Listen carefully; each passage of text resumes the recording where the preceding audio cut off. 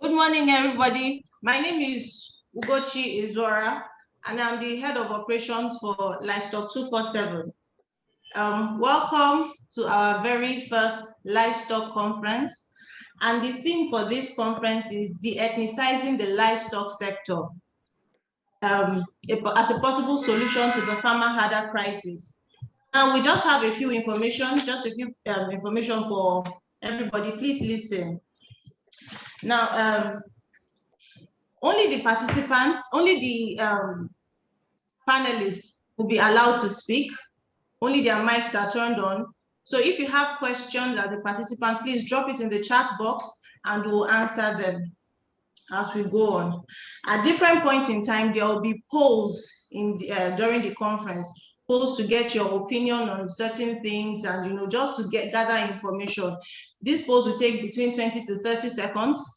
Please answer them so that we can begin to gather this information for future use. Also, we're going to be strictly adhering to the time. So no participant will be speaking for anything more than 10 minutes, and we're going to be sending reminders as they speak so that we're very time conscious. Now, we encourage everybody here, all the participants, the panelists, please join us on our social media handle at Livestock 247 NG on Instagram, Twitter, Facebook. Please join us, follow us, retweet the conversations, and then use the hashtag. So we have official hashtags for this particular conference. We have 3 hashtags. We have hashtag Livestock 247. Then we have hashtag LivesTalk, as in lives are talking, LivesTALK. And then we have hashtag Cow No Get Tribe. So I'm going to repeat that again. The first hashtag is hashtag Livestock 247. Then the second one is hashtag LivesTalk, as in this conference, LivesTALK. And then the third one is hashtag Cow No Get Tribe. So I'm going to be introducing the panelists at this point. I've introduced myself. I'm a panelist already. The first panelist is Mr. Ibrahim Maigari. He's the CEO, co-founder of Livestock 247. Then we have Mr. Muhammad Ibrahim. He's the CEO, he's the CFO and co-founder of Livestock 247. We also have Mr. Akinyele Olubodun. He's the CTO, the Chief Technology Officer. He's the CTO, the Chief Technology Officer for Livestock 247. We have Dr. Andrew Sarri. He's the Senior Special Advisor to the President of Agriculture. And then we have a 6th panelist that's going to join us very soon, Dr. Angel Adelajakuye. She's the Special Advisor to the Ogun State Government on Agriculture. We believe that you're going to have a very interesting time here. Now, the objective for this particular conference, we have just, really, the whole aim of this conference is just, we want to encourage healthy conversations around the issue of livestock. We want people to begin to talk about livestock and talk about it, without bias. We want people to begin to understand that the livestock sector is actually a place where they can invest and generate returns from it. We want to show the viability of the livestock sector. And then we also want people to begin to think about how they can plug in to the livestock sector to get yields, to get, economic gains for themselves and for the country at large. So that's the basic objective for this. And then we believe that you're going to be enlightened by the end of this conference. I'm going to hand over to Mr. Ibrahim Maigari, the CEO, and he's going to take us on his first section. He's going to take us on the first section. Okay. Oh, I'm sorry. Okay, Mr. Lukman dropped on the chat box. He said, okay, yes, we've dropped that. It's already on the chat box. So hashtag Cow No Get Tribe, hashtag Livestock 247, hashtag Livestock. Yes. Now I'm going to do a brief run through of the entire presentation of what you're going to be, of the different topics in the presentation. We have the first topic in the presentation is Mr. Ibrahim, and he's going to be taking us on understanding pastoralism. Ibrahim is going to be taking us on understanding pastoralism, and then he will follow up by taking us on the fundamental causes and possible solutions to the farmer herder crisis. He's going to be speaking for 20 minutes, for about 20 minutes, and then just immediately after his own time is up, Mohammed is going to come on board and then talk to us about the viability and the economic realities of the livestock sector and the red meat value chain. That's going to take place between 11:30 and 11:40. Then we have the first set of question and answer series. So if you have questions, like I said, you can drop them on the chat box. You can also drop them on our social media handles. You can drop them on Twitter, you can drop them on Facebook, you can drop them on Instagram. We have people that will collate these questions and send to us, and we'll try to answer as much as we can. So that the first set of question and answer series is going to take 10 minutes, after which Olubodun is going to take us on what Livestock 247, how Livestock 247 is using technology to mainstream the livestock sector. So we want to open you up to what we're doing, and that's going to take 10 minutes. And then we have Dr. Andrew Sarri. He's going to take about 10 minutes to give us his speech. And then Dr. Angel Adelajakuye, she's going to take about 10 minutes, not more than 10 minutes, to give us her speech too. And then I will come back and talk to you about the dangers of zoonotic diseases and the importance of consuming meat from fit for slaughter animals and then traceable livestock. After which, by 12:40, between 12:40 and 12:50, we have the second set of question and answer session. So we have 2 question and answer sessions. So please bring your questions, and then we're going to answer them as much as we can. And then we have the final 10 minutes. We have the call to action, what we can all do, and then the vote of thanks. That will be handled by myself and Ibrahim. So enjoy your time here. Please pay attention. Okay, also note that we're going to be sending the entire slide of these presentations to you. We're going to be sending them to you with our thank you notes. So if you have registered for the conference, we already have your email addresses, and we're going to be sending you the slides with our thank you notes. Thank you very much for listening. Mr. Ibrahim, over to you.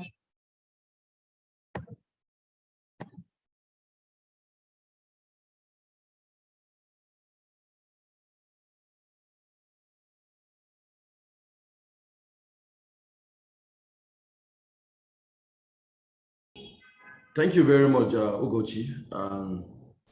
It's a pleasure and an absolute honor to be here.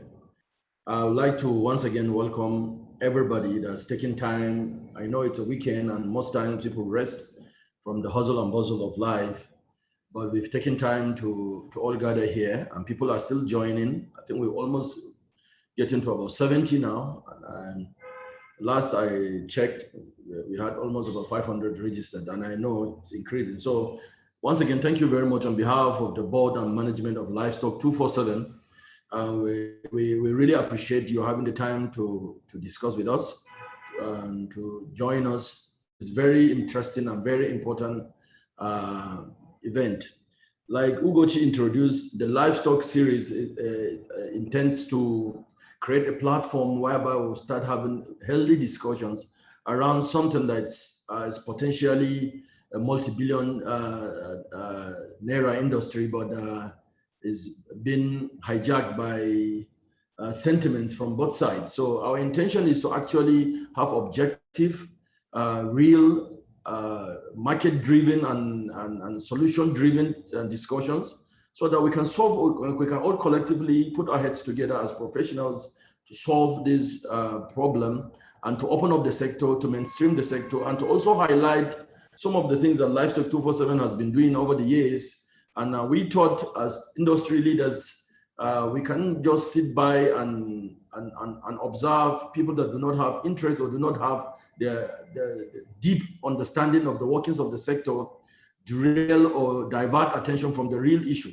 And the real issue is that the livestock sector is a multi-billion-naira industry that has the potential to create massive employment for our people, that has the potential to really diversify our economy from over-reliance on oil to other non-oil producing, non-oil revenue-generating components of the economy. So it is an absolute pleasure to be here. And like the topic given to me, we thought, in order to understand, based on the theme of de-ethnicizing the livestock sector as a solution to the farmer herder crisis, we thought it is very important for people to understand what pastoralism is all about. Because over the years and over the past couple of months, we've noticed people talking about pastoralism as if it is associated with one particular ethnic group, and without understanding that pastoralism is actually a form of animal production. So the intention of my presentation is to, first of all, open up the full understanding of pastoralism, let the participants know what pastoralism is all about, and how do we see ourselves engaged in this business. So according to Wikipedia, pastoralism is a form of animal husbandry where domesticated animals known as livestock are released into large vegetated outdoor lands, pasture for grazing, and it is historically by nomadic people who move around with their herds. The species involved are principally cattle, goats, and sheep. And that's what you normally notice when you see the nomadic tribes moving around. And the point here is it is a form of animal husbandry. So it's a system of animal production. So, and that's the definition of from Wikipedia. And it is found in many variations throughout the world. Generally, why environmental characteristics such as aridity, poor soils, cold or hot temperature, lack of water make crop growing difficult or impossible. I'm going to hit on this as we get along in the presentation. Pastoral communities have different levels of mobility depending on the reasons, the pattern, and their environmental reasons. So to bring it closer home, in the Nigerian context, pastoralism can be grouped into two broad categories. We have the nomadic group, and then we have the sedentary group. But all in all, we normally say pastoralism is divided into four parts, because the first group has two parts. You have the international transhumans, you have the national transhumans, and under the second group of the sedentary pastoralists, you have agro-pastoralists, and you have the pre-urbans, what we call normally, ordinarily as ranches and feedlots. So we're trying to bring it closer home so that we know that when we talk about pastoralism in our country today, it is ideally supposed to be divided into these two broad groups, nomadic and sedentary, because like I said, it is a system of animal production. So it is of the utmost importance that we understand the above four classes in order to find a solution to the farmer herder crisis in Nigeria. And I will explain as we move into the classification of the four groups. So let's start with the first group, the international transhumans. The international transhumans, a lot of people do not understand this, and this is very important in finding solutions to the farmer herder crisis. The international transhumans are a group of pastoralists that move from country. For example, that's men moving from Burkina Faso to Niger, or from the shores of the Atlantic from Gambia to Mali. The ECOWAS, according to the ECOWAS Transhumans Protocol of 1998, the ECOWAS Transhumans Protocol of 1998 allows this group of pastoralists to move freely within the 15 West African countries, as long as they are not sedentary for more than 90 days. And I doubt if this protocol has been changed. I'm happy that Dr. Sarri is here, the special advisor to the president. I would like to know if this protocol has been amended, but as far as I know, from the last time that I checked, this protocol is still in existence. This means that you have pastoralists moving from one part of West Africa to the other, and they are backed by the ECOWAS Transhumans Protocol of 1998, meaning they are allowed by law to move within the West African countries as long as they are not stationary for more than 90 days. So if they move around from, let's say, Gambia, and they are going to, let's say, Niger, and they are passing through Nigeria, and as long as they don't stay for more than 90 days, there's nothing we can do about it. So their movement is subjected to environmental issues like scarcity of water or the inadequacy of pastures to feed their cattle, and they have the same pattern of movement everywhere. So this is the first group, and this is the international transhumance. Take note, I've mentioned here that they are backed by the ECOWAS Transhumance Protocol of 1998 that was signed during the I think it was the leadership of General Abdul Salam Abubakar signed that protocol, if I can remember vividly, and it allows this group of pastoralists to be moving around freely within the West African region. So if there's any meaningful discussion or solution regarding the group thing now of banning open grazing, I think, and I absolutely believe that this particular protocol should be looked into and should be amended or whatever the professionals or the experts demand. So that's the first group. The second group are the national transhumans. The national transhumans are actually like the national version of the international transhumans. These are indigents of Nigeria that move from one part of the country to the other. For instance, a group of a pastoralist group could move from, let's say, Yobe State in the northeastern part of Nigeria and come down towards Taraba, towards Benue, then Boston into, now we're talking about North Central now, and then they normally congregate around the Econ Belt mostly, and their movement is basically environmentally powered.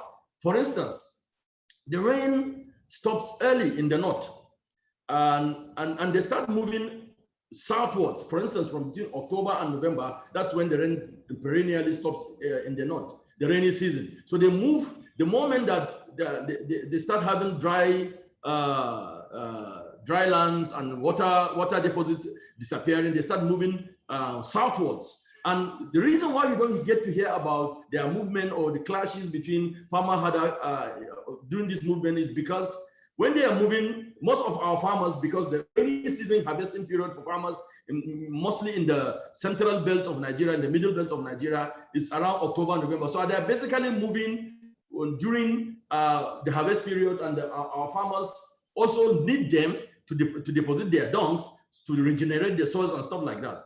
So they move southwards and they start moving backwards when the rain starts. So the third group is actually the Agro Pastoralists. The Agro Pastoralists are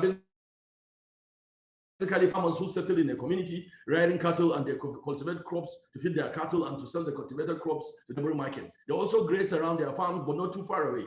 And then we have the fourth group, that's what we call the pre-urbans or the ranches, or what we call feedlots. These are private ranches. They set up exclusive locations for cattle and provide them with pasture, water, and veterinary care.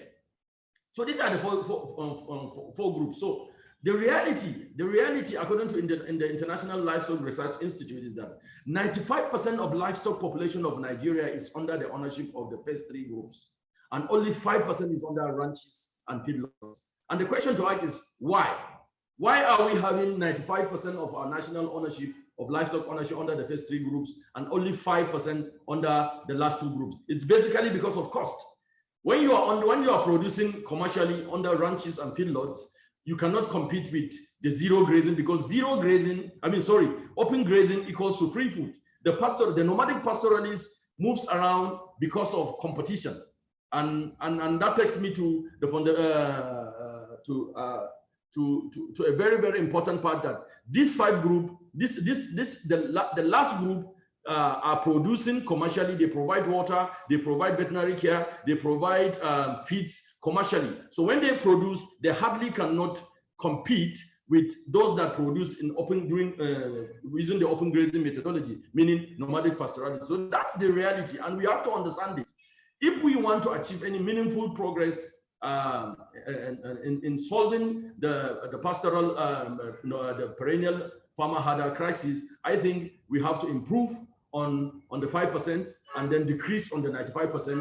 But the big question is how, which will take me to the next talk. Thank you very much, Ugochi, for reminding me. At least I've been able to stick to my 10 minutes in the first presentation. So what are the fundamental causes and the solutions?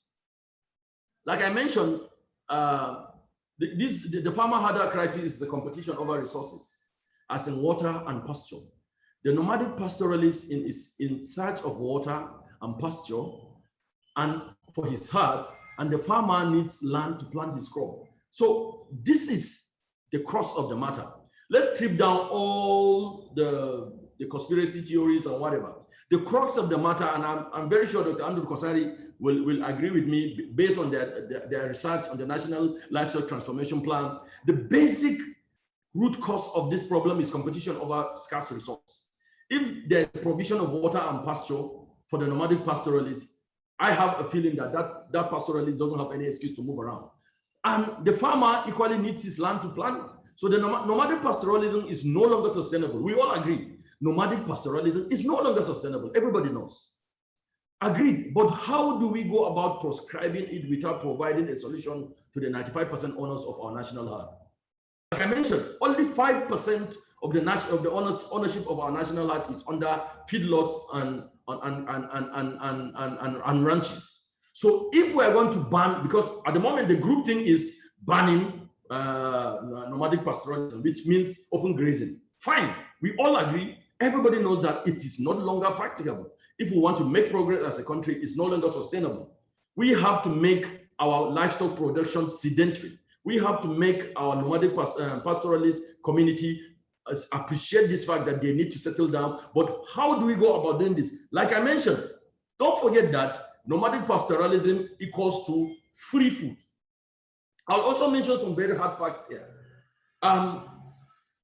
Nigeria is undergoing very serious insurgency, has been through a very serious insurgency in the northeastern part of the country for the past 10 years. In the northwest, we have serious rural banditry going on that has denied people access to their ranches, to their farms, to their grazing routes. And in the middle belt, we have serious farmer herder crisis going on. And the International Livestock Research Institute, ILRI, also mentioned that demand for beef in developing countries will reach 250 million metric tons in 2030, just about 9 years from now. Demand for beef will reach 250 million metric tons in 2030. Nigeria is a developing country with developing countries surrounding it. Nigeria's population will be about 450 million, according to the World Population Review in 2050. Less than 20 years, about less than 30 years from now, our population is going to hit about 450. So we have a crisis of increased demand. We are surrounded by developing countries that also have increased population, and their demand is also increasing because they are also developing countries. So, and we don't have a concerted national development policy towards this sector. So it means we have the Boko Haram crisis in the northeast, we have rural banditry in the northwest, we have various series of insecurity in the middle belt, we have increased population, we have increased demand. This equals to what? Drop in supply. This drop in supply now pushes demand and it escalates the demand on our local population of livestock. So our lifestyle, our habits, and our consumption style is even powering the open grazing methodology. Like I mentioned earlier on, commercial grazing cannot compete with open grazing because everybody knows that the reason why we have less than 5% in feedlots and in commercial grazing is because when you produce commercially, when you provide water and feeds privately, you cannot compete with those that are producing locally. That's why we're calling for the government to come up with strategic development plan that seeks to increase the number of the last group as discussed, that is in ranches and feedlots, and also embark on serious reorientation of the nomads and promote sedentary livestock production. This can only be achieved if we mainstream the livestock sector, if we drop the hate, if we drop the arrogance.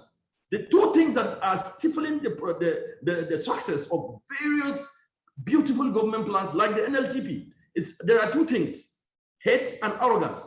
Hate from one group of Nigerians that whatever government is coming out with to develop the livestock sector, it equals to, in their own mindset, it equals to the development of a particular ethnic group, because to them, livestock equals to a particular ethnic group, which we think is wrong. And on the other part, there's arrogance. Arrogance from the part of people that are perennially synonymous with livestock production for their inability to accept that, look, your traditional method of livestock production is no longer sustainable. So there has to be a rethink. So there's arrogance on one part on holding on to an archaic, age-old, ancient tradition of livestock production. And there's also another part of hate coming from people that do not see anything worthwhile when it's mentioned livestock. To them, livestock means a particular ethnic group, while the livestock sector is a multi-billion-naira business, as you're going to hear from my colleague Mohammed, who is going to give you the viability, the economic indices for the sector. We all consume meat. We all consume meat. We all use leather products. And we still condemn any concerted effort that seeks to develop that particular sector. I think for any meaningful progress to be achieved in this regard, we have to come up with strategic development plans by the government. For instance, we've been calling for the government to help us come up with guaranteed uptake. If the government, through its various policies like the school feeding program, if the government now will come up with a policy that all federal institutions, all federal prisons, all federal governmental organizations will utilize livestock products produced from farms that are registered, for people that are willing to invest their resources in sedentary livestock production, I think it will now open up the sector irrespective of your ethnic background, wherever you are. Because like we always say at Livestock 247, the cow has no tribe. If the government will do what India did in the 50s and 60s, come up with policies like that mandates public school going children to have free liters of milk per week, for instance. It will encourage people to invest in dairy cattle, and then the government can set up milk parlors around the country whereby people that are commercially producing milk can now go and deposit their milk at a fixed guaranteed price, because there's a guaranteed uptake. We believe issues like this should be looked into and to support the sector, to open up the sector so that people that are producing livestock commercially will now have that guarantee that when I produce at a particular cost, the government is there to uptake, and we will start having discouragement and rejection from free grazing or open grazing or nomadic produce livestock products that are making investment in the commercial part of the business sustainable. This, I think, is what I have to share with you. And like Ugochi mentioned earlier on, you can drop your questions and the chat bar, and then let's have the discussions. And thank you very much for listening. Let's talk Livestock 247. Thank you very much, Mr. Mohammed. That was very, very insightful. That was very insightful. We have a poll that will come up now. It's going to just take about 20 to 30 seconds. It's going to be on your screen. It's going to be on your screen. Yes, please answer the poll and let us, quickly answer 20 to 30 seconds so that we can move on to the next part.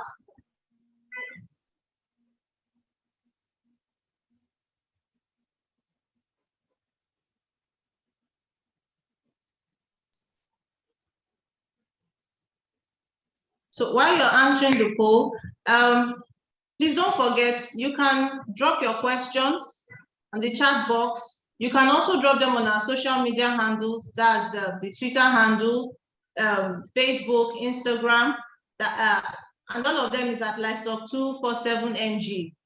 Please follow us, retweet the sessions and the different posts that will be coming up, and then follow us, like, subscribe, share the comments, and then let us make this thing trend, because we need to get more people involved in this. We understand that this is not something that we can do by ourselves.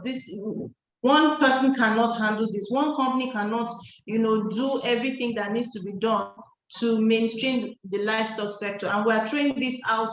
We're throwing this open to everybody to come and join us and come and partner with us and see, how you can plug into this value chain. Thank you very much. Our polls are up. Yes, our polls are up. Admin, you can take them down now. At this point, we're going to be inviting Muhammad. He's the CFO for Livestock 247 and also the co-founder. He's going to talk to us about the viability of the red meat, of the livestock and red meat industry. Mohammed, over to you. Thank you very much, Ugochi. Good morning, ladies and gentlemen. Here at Livestock 247, our years of experience within this sector has uncovered to us a vast and untapped terrain calling for investment and development in all spheres. We will begin this talk by looking at the global comparatives of this sector. It is said that the livestock sector in Nigeria presently contributes about 9% to the agricultural subsector. This 9% contribution translates to just about 1.7% to the national GDP. This is what our sector contributes. If you compare with countries that have similar demographies, both cattle and human, to our country's sector development, you see that in South Africa, the livestock subsector contributes 46% to the total agricultural output. In Brazil, this sector contributes 31%, and in India, 25.6% of total agricultural GDP. These are statistics from the FAO, the Food and Agriculture Organization, which is an agency of the UN that coordinates the eradication of world hunger. Ladies and gentlemen, just look at it again. Livestock sector contributes only about 9% to our agricultural subsector, to the agricultural sector, I mean. Please compare this with our sector's contribution to the political tension index in Nigeria. So towards development, we are contributing very little. National statistics show us that the UN again, and the FAO survey of 2013, that Nigeria accounts for 43% of the entire livestock population of West Africa. 43% resides in Nigeria, the entire livestock population of West Africa. Nigeria actually ranks second in Africa after Ethiopia. The Federal Ministry of Agriculture also stipulates that Nigeria has about 19.5 million cattle, 41.5 million sheep, and 72.5 million goats. This is the total population. This is indices from the Ministry of Agriculture that is about 7-8 years old, and they have a 2% growth margin. So every year it is estimated that these numbers grow at 2%. Now, Nigeria is so extremely lucky to have Lagos. Lagos is the largest market, largest consumer of livestock within sub-Saharan Africa. The Lagos Ministry of Agriculture stipulates that an estimated 6,000 heads of cattle, of cows only, not livestock, cows, is slaughtered in Lagos a day. Mr. Mohammed, yes. Sorry to cut you short, but some people can't hear you. Please, can you speak louder? Oh, sorry. Am I being heard now? Can I? I can hear you, but some people are dropping it in the comments that they can't hear you. I think you can just increase your volume if you can. I know, just increase the volume to like 40.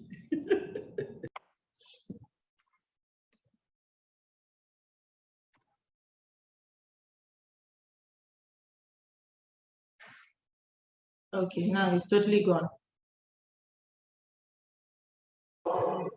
Use your mic, your earphone. Please use your mic.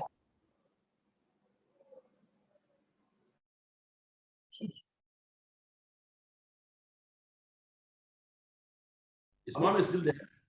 Yes, he's still here. He's trying to connect his earphone. So am I being heard now? Yes, I think it's louder. I can hear you, yeah. I can hear you. Sounds better. Okay, let me increase my volume as well. Okay, so I hope everybody can hear me now. Can you all hear me now? Yes. Okay, apologies on the slight issue with my volume. I will try to speak as loud as I can. So I was saying that we were speaking about the national statistics. At Livestock 247, we view livestock as a resource. We call it our resource perspective. We feel that this is a resource that our country has amongst all other resources that our country has been endowed with. So we look at livestock as a resource that needs to be developed, that needs to be managed, and that needs to contribute to our national growth. I had mentioned what the national statistics are, and I was speaking about where Lagos State is.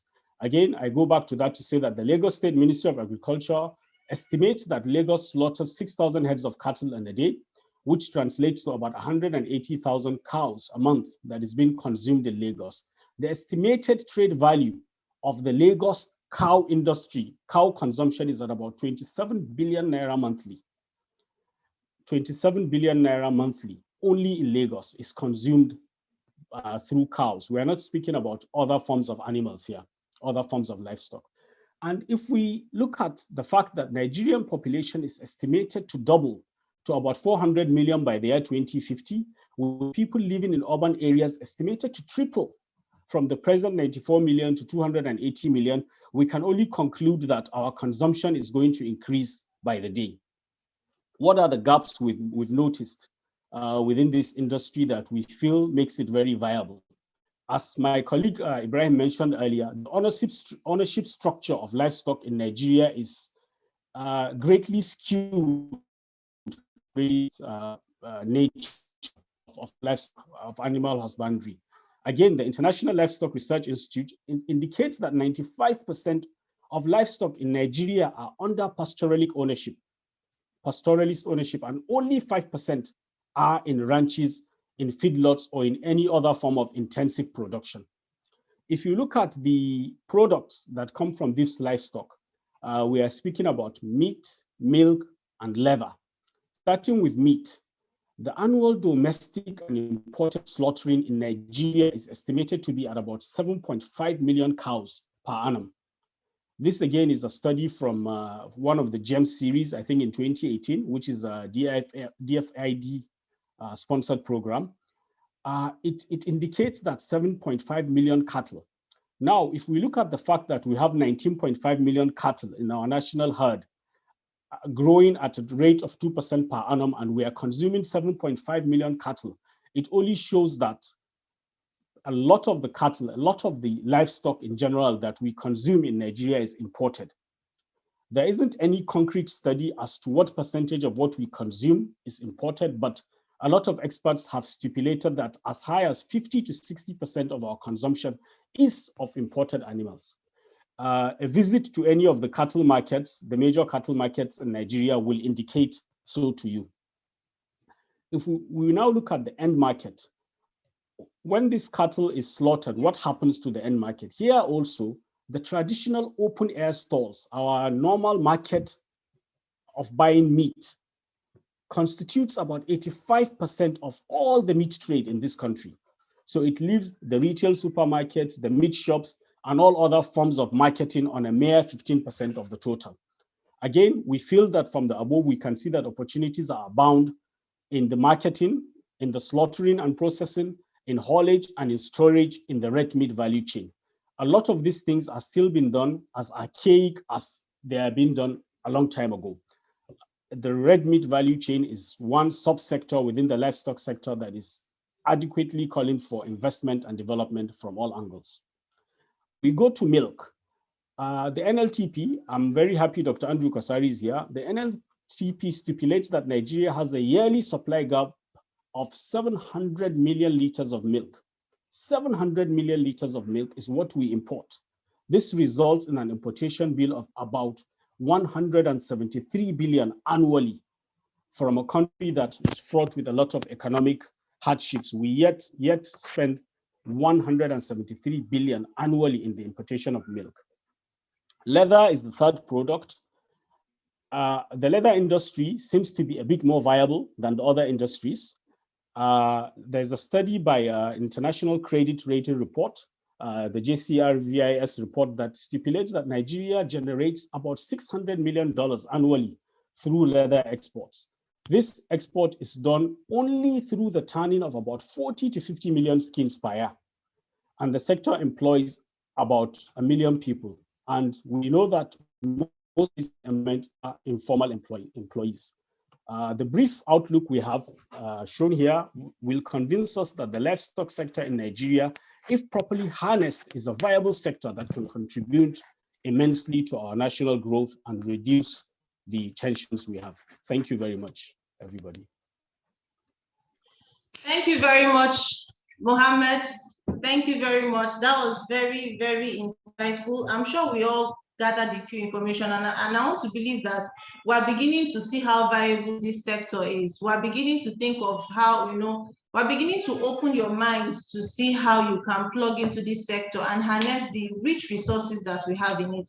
Like he said, at Livestock 247, we do not believe that the cow has a tribe. In fact, we created the hashtag cow no get tribe, to show people that, see, this is not an ethnic thing. This is, for us, it is all about the economics, the naira and kobo, what we can get from it.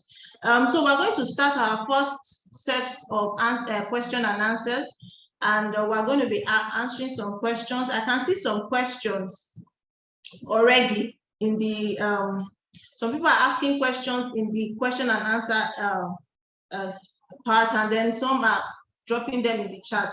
So just a quick one. I'll advise that if you have questions, please just drop them on the question and answer section, so it's easier to collate. But we're still going to go through the chat to ask questions. I can see that Mr. Ibrahim has been answering some questions. So let me just ask a few questions. Okay, we have Musa Mohammed. He says, how can I partner with Livestock 247? Ibrahim, can you answer that question, please? Well, I think it's very simple. Like you mentioned, we are here to serve as a platform. We can't do it alone, and we are looking for partnership from various professionals in the value chain. How you can partner with Livestock 247, simply go to livestock247.com. We have our support email there. We have our phone numbers there. You can send us an email. You can send us, you can connect with us via WhatsApp. You can follow us on social media at livestock247 at livestock247ng, and send us an email. Let's know how you want to partner. We need to know what you are into and how you want us to help you, or how you want the platform to be of assistance to you. Thank you very much. Okay, so I'm going to ask, I can see another question. Shunom Adinga, I hope I pronounced it right.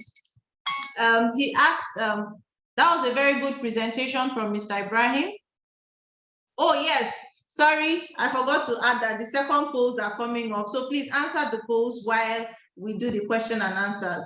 Thank you. Thank you, Bodun, for that.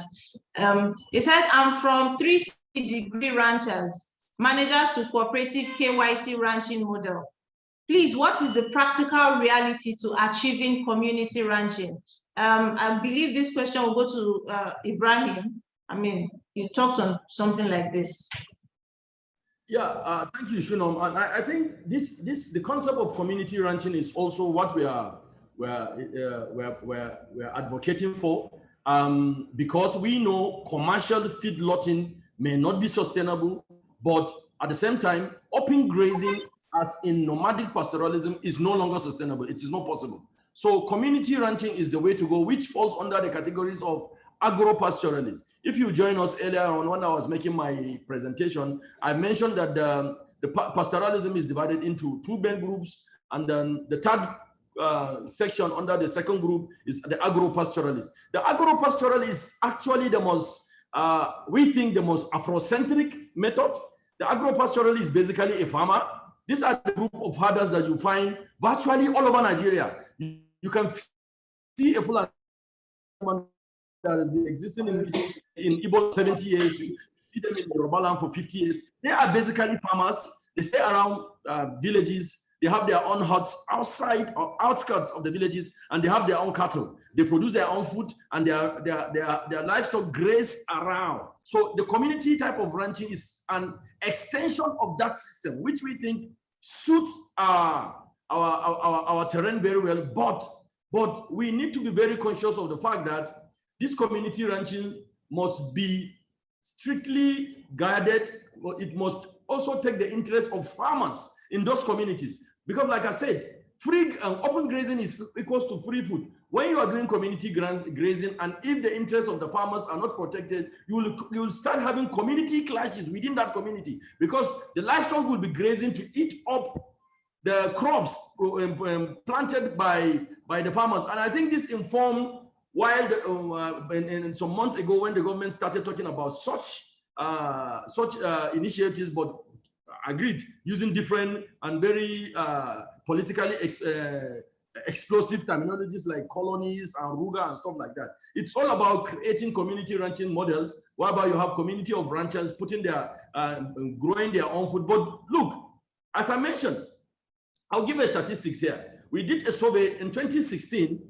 The entire UK, I mean Wales, England, Scotland, and the rest, their total livestock population is about 9 million cattle.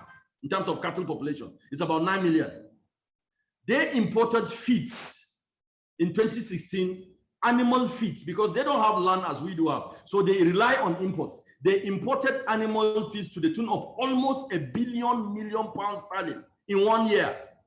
While at the same year, Nigeria imported 0. Nigeria has almost about 20 million cattle. It means we are surviving on free feeding of those livestock. And if you also, I will also recommend to the participants, go to Google, go to YouTube, look for a documentary that's called Cowspiracy. Cowspiracy, I'll repeat it, Cowspiracy. You will find out in that piece of documentary, very excellent documentary, in the United States, over 51% of their entire water usage is dedicated to livestock production.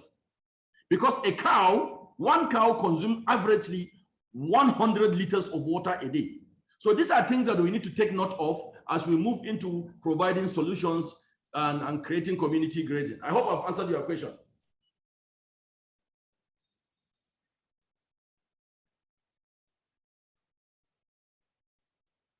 Thank you very much, Mr. Ibrahim. I think I have a question for Mr. Mohammed. Yes, please. So he said that he's saying, thank you, Mr. Mohammed, you have done well. My question is the government aware of all this? So I'm assuming he means the viability of the industry, you know, the figures you just reeled out to us. And if not, how can you at Livestock 247 transmit this to them? If the government invests in this, unemployment will be a thing of the past. So Mr. Mohammed, the question was targeted to you. Well, thank you very much. I think the government is aware. These are statistics that are very much aware. On our part as a private entity, these are the things we're doing. This is one, holding a conference, sensitizing people, and doing our bit within what we can within the industry. Everybody has a role to play. It's not just about government. The private sector has a lot to do.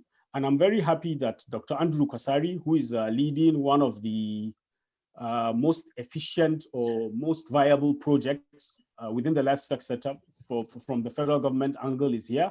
So he can also shed light to this. But the government is very much aware of this. It's my belief. Thank you. Okay, so thank you very much, Mr. Mohammed, for that. He said that there's another question here. Samuel Akpan is asking, he said, excellent presentation and straight to the point. What I wish to ask, with the call by health experts to reduce the consumption of red meat due to cholesterol issues, do you think that consumption and overall slaughter will still soar in the next 5 years as you have projected? Yes, personally, I think that, and a lot of statistics have shown that. The consumption may not be at par with what we are consuming now, but because of the explosion growth in terms of the human population and the issues we are having with the livestock population, definitely there will be a mismatch. And this is why we are calling for, first and foremost, investments within the livestock sector to improve on our yield. And in terms of human consumption of meat, despite the health statistics and all, even if we reduce, right now, there are some reports, if I may digress a little, that suggest that despite the high consumption in Lagos, the average Lagosian is still not getting his required daily protein intake. So if you calculate the tons of beef that's been eaten in Lagos or divide by the population, you find that the average Lagosian is still not getting the required protein intake he needs. Of course, there are other protein supplements, beans, and the rest. But if I remember well, the statistics shows that the average Lagosian is getting probably about something less than 17-18% of the required protein intake. So it is our belief at LivesTalk 7 that yes, despite all this, the consumption of meat will grow, most especially because of the population growth. Thank you. And Ugochi, let me add something to what Mohammed said. If you remember, I mentioned in my presentation what ILRI said, or even though it was not captured, ILRI actually released a report about a year or so ago that beef consumption in developing countries like Nigeria will get to about 250 million metric tons by 2030. That's about 9 years from now. And it's simply because of our nature as beef-eating people, and there's a growth of middle class. We have a growing middle class in most developing countries, and the middle class in most developing countries is synonymous. Eating meat is synonymous with that societal upsurge, and that's why ILRI believes it's going to rise.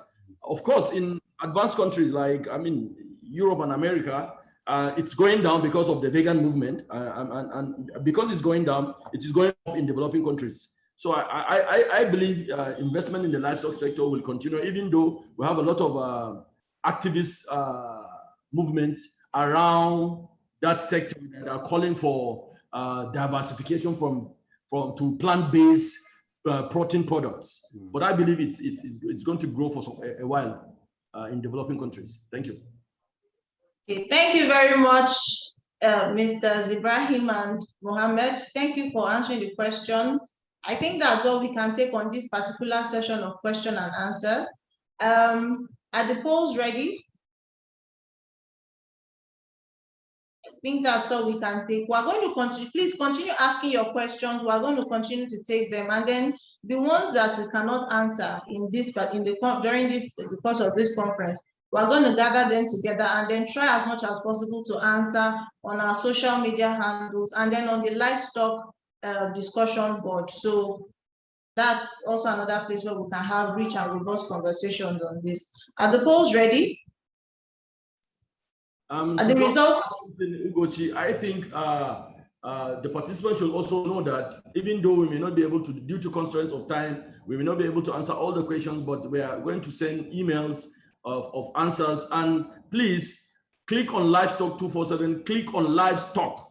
There's a discussion board there. If you don't all the questions on our Livestock discussion board, because your emails are required there, we're going to follow up with the discussions, and then we will try as much as possible to provide you with facts, not just our own opinions. We research on those that we cannot answer. We research, we ask other industry participants and provide you with answers to help you in your journey towards the mainstreaming of this sector. Thank you very much.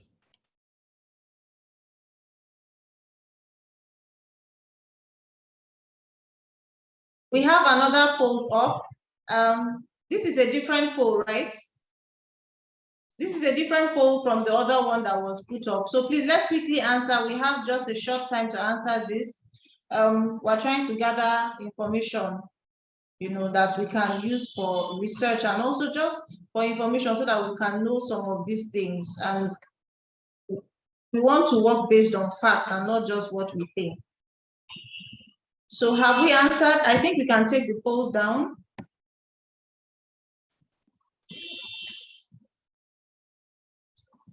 Okay.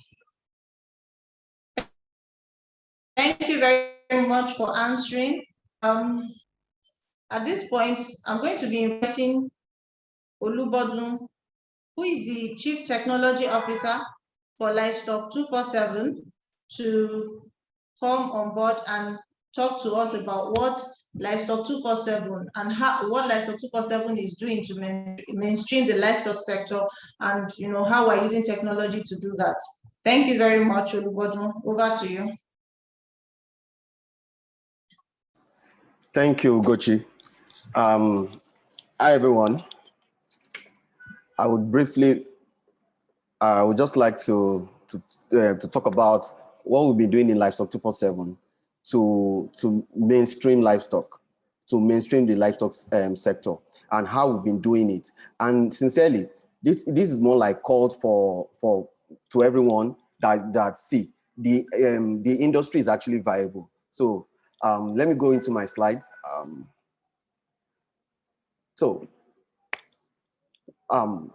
When you're in the livestock business, the first thing that comes to your mind is identification. Maybe not your mind, but let me start from there. Identification is so primary, is a primary thing, because how do I know that this animal is my animal?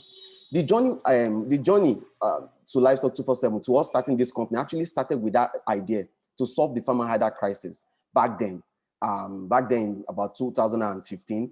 And what we did was we were trying to understand that, look, the biggest problem then, as we're looking at it then, was we're looking at it from the angle of, if these animals are identified, if we can have a database for all these animals, then we can now say, okay, this animal migrated from year to year, this animal migrated, it's more kind of accountability, where we can say, okay, we can identify this particular animal. This animal moved from year to year.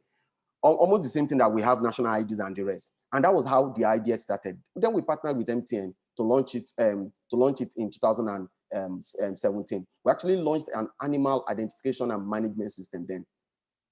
What is animal identification system?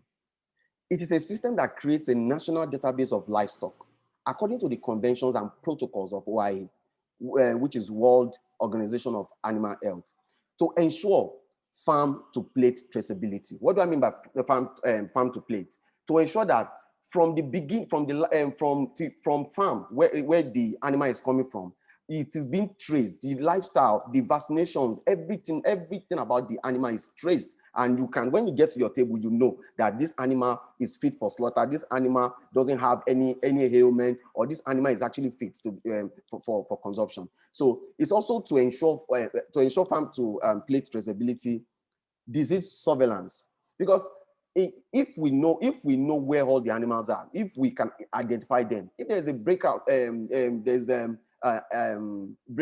it's a breakout of a disease somewhere, we can actually trace the animal. We can know where the animal has moved from here to particular place, and trace it, and know and have better intelligence about how the disease is spreading. So, and also for monitoring and management of livestock.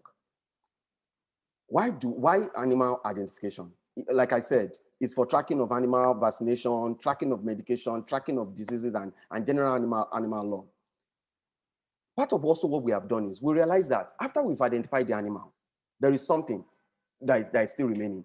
For the farmers, how do we get the farmers educated? How do they get access to quality health care for their animals? So what we have done is that we created a platform called Livestock PHC, which is more like Livestock Primary Health Center. What does this? What can you think about it like? It's almost the same thing like our hospitals that you have, right? Hospitals for human beings where you go to. So this is actually also a primary health care center for animals and livestock, whereby a farmer or the owner of a livestock can approach our doctors and they get quality health care. It's actually about easy access to basic qualitative health care and medication. We are providing convenience for them too. Sometimes they don't need to come to the hospital so our doctors go and meet them.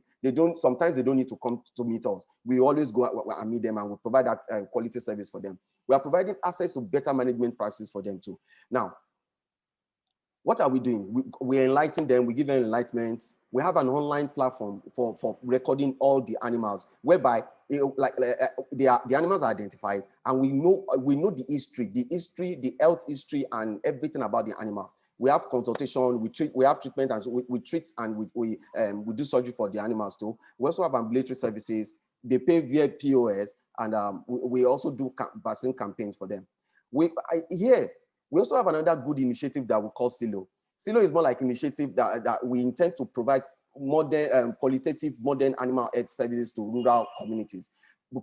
And currently, as we're speaking, we're embedded in over 15,000 households in more than 5 states. we are helping with animal care, training the farmers, and we are getting data aggregation and surveillance. This is what we are doing in our own part, because we know that if we continue doing this, giving them training, giving the animals good health care, then we are getting towards that path. We are getting towards that goal, that objective of mainstreaming this industry. Another interesting thing is livestock, which this is one of the which the conference is also part of. We also have a livestock whereby we have the conference, we have courses that you can take on how to manage your farm well, on how to know different kind of courses that we have that you can take. We also have a discussion board, like Ibrahim said. In our discussion board, you can post any question. It's more like Quora. You can drop any questions there, and you'll find anybody, any doctor from experience, and they will give you an answers to it. It's actually very active. So I suggest that you also be part of this movement. Go there, share your questions, share your questions. If you have an answer to any question, try to engage. Livestock exchange. After this animal, after the animal had been identified, and after identification is giving quality health care service, and even at that point whereby the farmers are the owner of the livestock, they have good knowledge about what to do and how to do them. What next? For most of them is to go to the market to sell.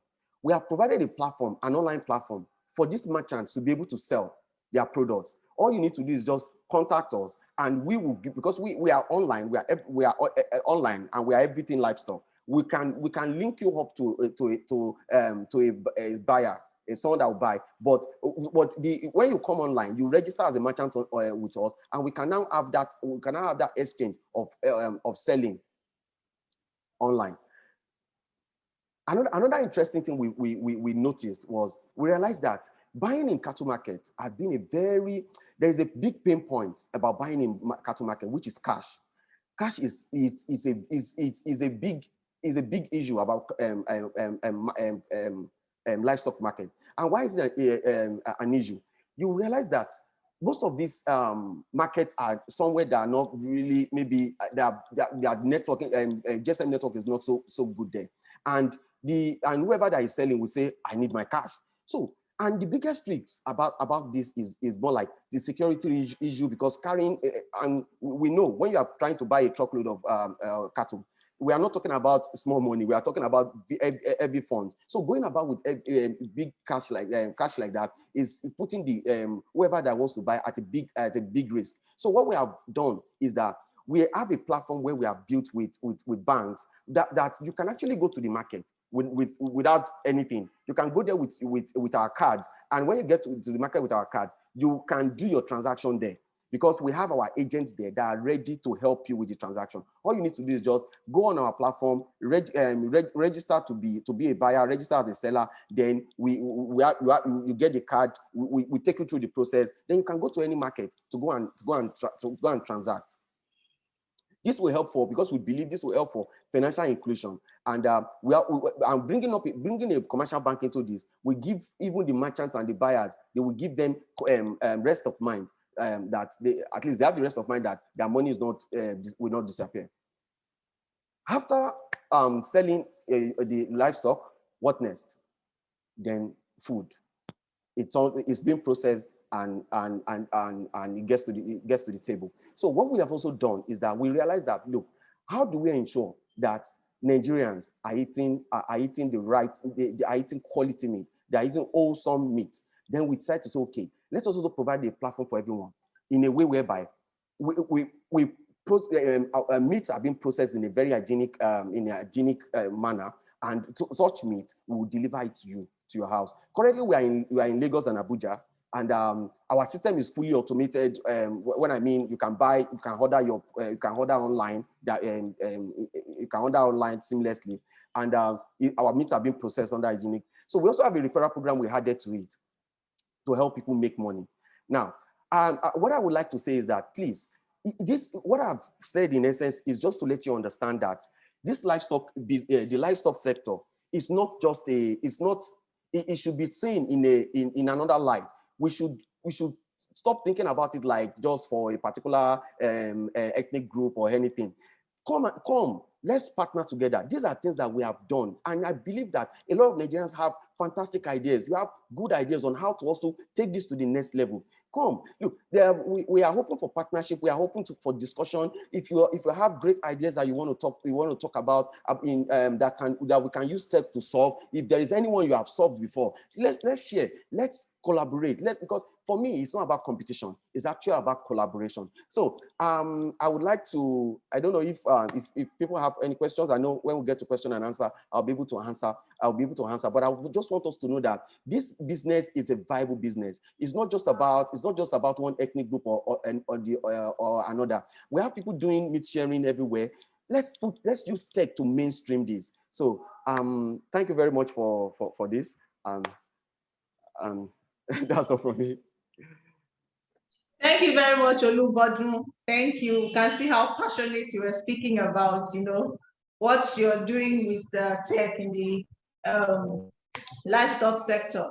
At this point, we're just going to quickly rush into the next speak. We're going to get the next speaker to start speaking immediately.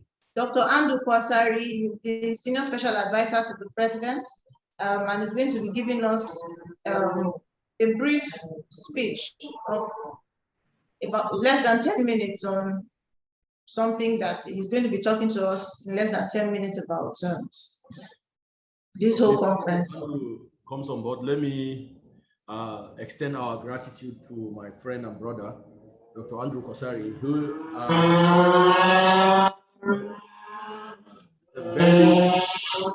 he has taken time because of his passion and interest for the development of the livestock sector to join us this morning. And on behalf of the management and board of Livestock 247 and all the participants, we'd like to say a very big thank you to Dr. Andrew Sarri for having the time to grace this wonderful and beautiful occasion. Sir, you are very much welcome, and we really appreciate you being with us this morning. Thank you very much, sir. Dr. Andrew, over to you. Thank you very much, Ibrahim and the Livestock 247 team. Can I be heard clearly? Yes, sir, we can hear you very well.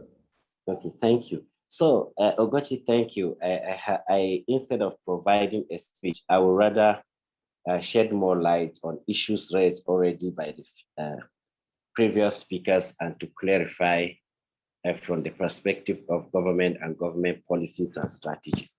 So I will be talking maybe in each, I have 4 comments, so maybe 8 minutes, 10 minutes, as you deem fit, ma. Okay, thank you very much, Ibrahim. And I think this is a wonderful idea. And I think that we are not getting anywhere until and unless we begin to engage in these discussions. The first one I want to say, so that I don't bother about it, is around your central theme, the ethnicizing livestock as business or as a commodity. I think it's so apt because I was reflecting on it when I got your invite, and I was saying that it's like saying that we grow also over 90% of the rice in this country up north. So rice is a northern commodity, or rice is a northwest, north central, Hausa, Fulani, Bagi, Tiv, or yams is basically Taraba, Benue. So I agree with you absolutely that livestock needs to be de-ethnicized, but I will follow to the specifics there just to say that I agree and concur with your central theme. So I will take first speaker around understanding pastoralism and the fundamentals concerning the solutions as they may be.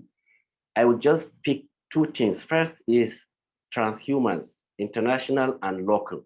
So when Ibrahim spoke about transhumance, I know he posed a question about the 1998 ECOWAS transhumance protocol. Has it changed? It has not changed. I would like to be very clear that the problem is not with the ECOWAS protocol. Absolutely no. The ECOWAS protocol supporting transhumance is the same thing as your ECOWAS protocol for visa-less movement within West Africa. But that never permitted you to just get on plane to Ghana or to Senegal without a national ID, or the international ID that you obtain from your own member country. 1. Two, you also do not just get out of your house and without passing through either ports of exit or ports of entry in the other countries. So the challenge with the livestock transhumance protocol of ECOWAS is a systemic failure of the entire ECOWAS region to walk the talk. You have a policy that is very good, that allows movement, free movement, but free movement with conditions. The conditionalities are the broader ones, is that you cannot leave Senegal as a pastoralist or Ghana or Nigeria and head to Ghana without the requisite documentary papers. You also do not leave arbitrarily from any land border. So the absence of this soft and hard infrastructure, ports of departure, ports of arrival, and the necessary documentation. I am Andrew, I am leaving Abuja, I'm headed for Accra, and I'll depart from Port Kuje, and I'll be arriving at Port Accra A. And this must be transmitted ahead of time. It's all spelled in the protocol. But I can tell you there is not a single ECOWAS member that has matched this policy or protocol with a viable infrastructure, hard and soft. So that is the problem. It's not the problem of, okay, ECOWAS transhumans and everybody keeps talking about Nigeria. And I have heard this and I had to research it up. I had to speak with people like the current Bongon Jos, who was the custom boss when this was crafted. Speak with him, what was his understanding and his team's understanding when they crafted this protocol? And he told me absolutely, is to create documented migration such that economically viable investment could be created along the corridors by departing and welcoming members, such that we can have a viable port of stop where today, if Nigeria could develop such infrastructure, your concern is even how do you attract more pastoralists to pass through the corridor of Nigeria, because when they land Nigeria, they are documented, they get vaccinated. So annually they get vaccinated. And you know, the good thing about vaccination, and I know your ICT guy talked about it, it's not only just to do vaccination campaign. It is an epidemiological imperative where to control any animal or animal health diseases, you need to achieve hard health.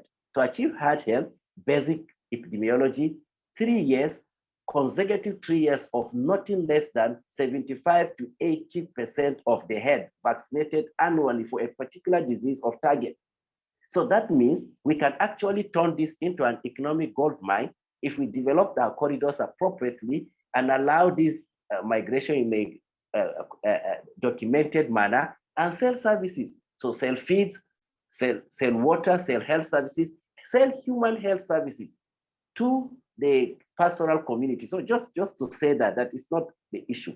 The migratory locals, the clashes was very aptly identified by the speaker, that the period for migration from north to the south coincides with the period of harvest in the south or even in the north. So basically, again, because there has been demand on all of the resources underlining this migration, particularly hard resources of land. So the cattle routes are blocked, taken over by growing population, infrastructural need, and all of these are less and layered properly in the National Livestock Transformation Plan, which is a 10-year strategy. You talked about the 95% national herd in the cattle in the pastoral community. I agree with you. However, I want to add quickly that the pastoral practice itself is not the fact that the driver is cost to their modernization. Yes, cost is a factor, but from data available to me, it's even a secondary factor because it can easily be annihilated by increased yield or increased productivity if the modernization happens. So if we switch from pastoralism to a sedentary or semi-sedentary kind of stock productivity. So that change, sir, I will add to your own cost perspective as a businessman, 3 other fundamentals. There is the land fundamentals.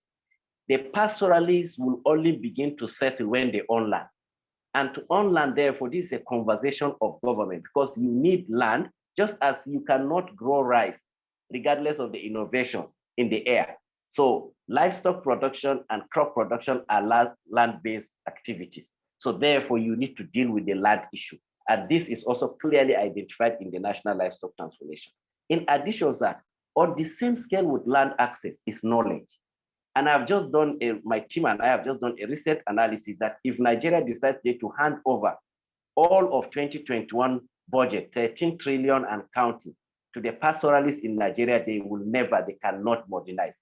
Because in modernization, there is a knowledge base. And that knowledge component is lacking. Our pastoralists are unable to modernize because they do not have the knowledge. And that's why, again, in the National Livestock Transformation Plan, the core focus is how do we create change from within, where we capacitate the 95% holders of this asset to have the capability and capacities to modernize on their own.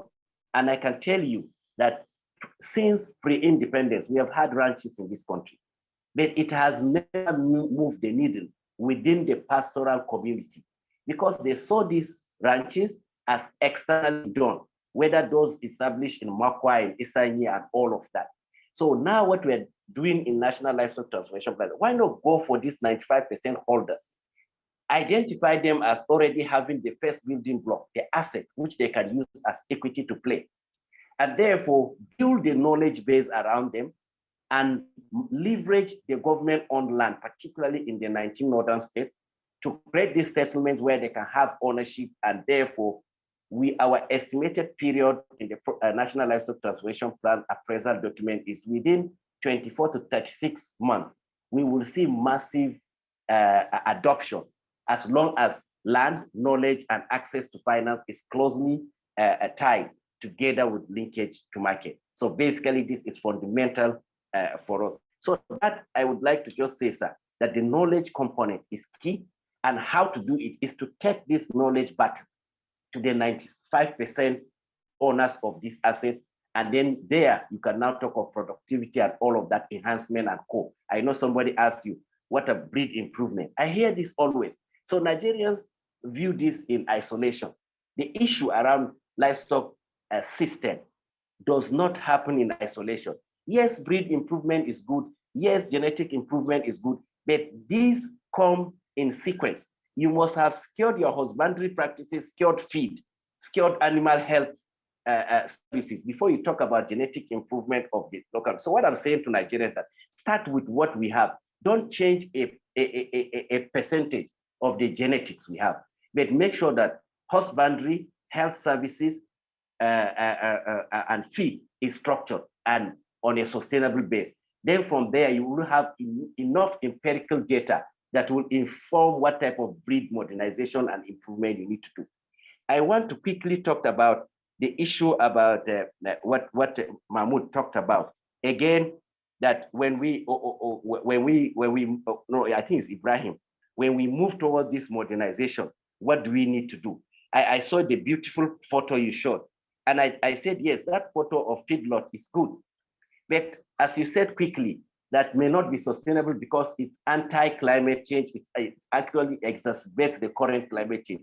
What we are proposing in the National Livestock Transformation Plan is to do a regenerative approach where you integrate the crop, the livestock, the pasture, the trees all together so that you don't have bare land contributing CO2, particularly methane from the livestock system, just like the photo in your presentation. So we need to rethink that one so that we kill many birds with single stone of transforming the livestock ecosystem. And all of these need business entrepreneurs like yourself. And I agree completely with the advocacy layered on the land ownership discourse, layered on knowledge base, layered above all. When the poll came out, I like the first poll result, that while the farmer header issue, the solution provided by Ibrahim were critical.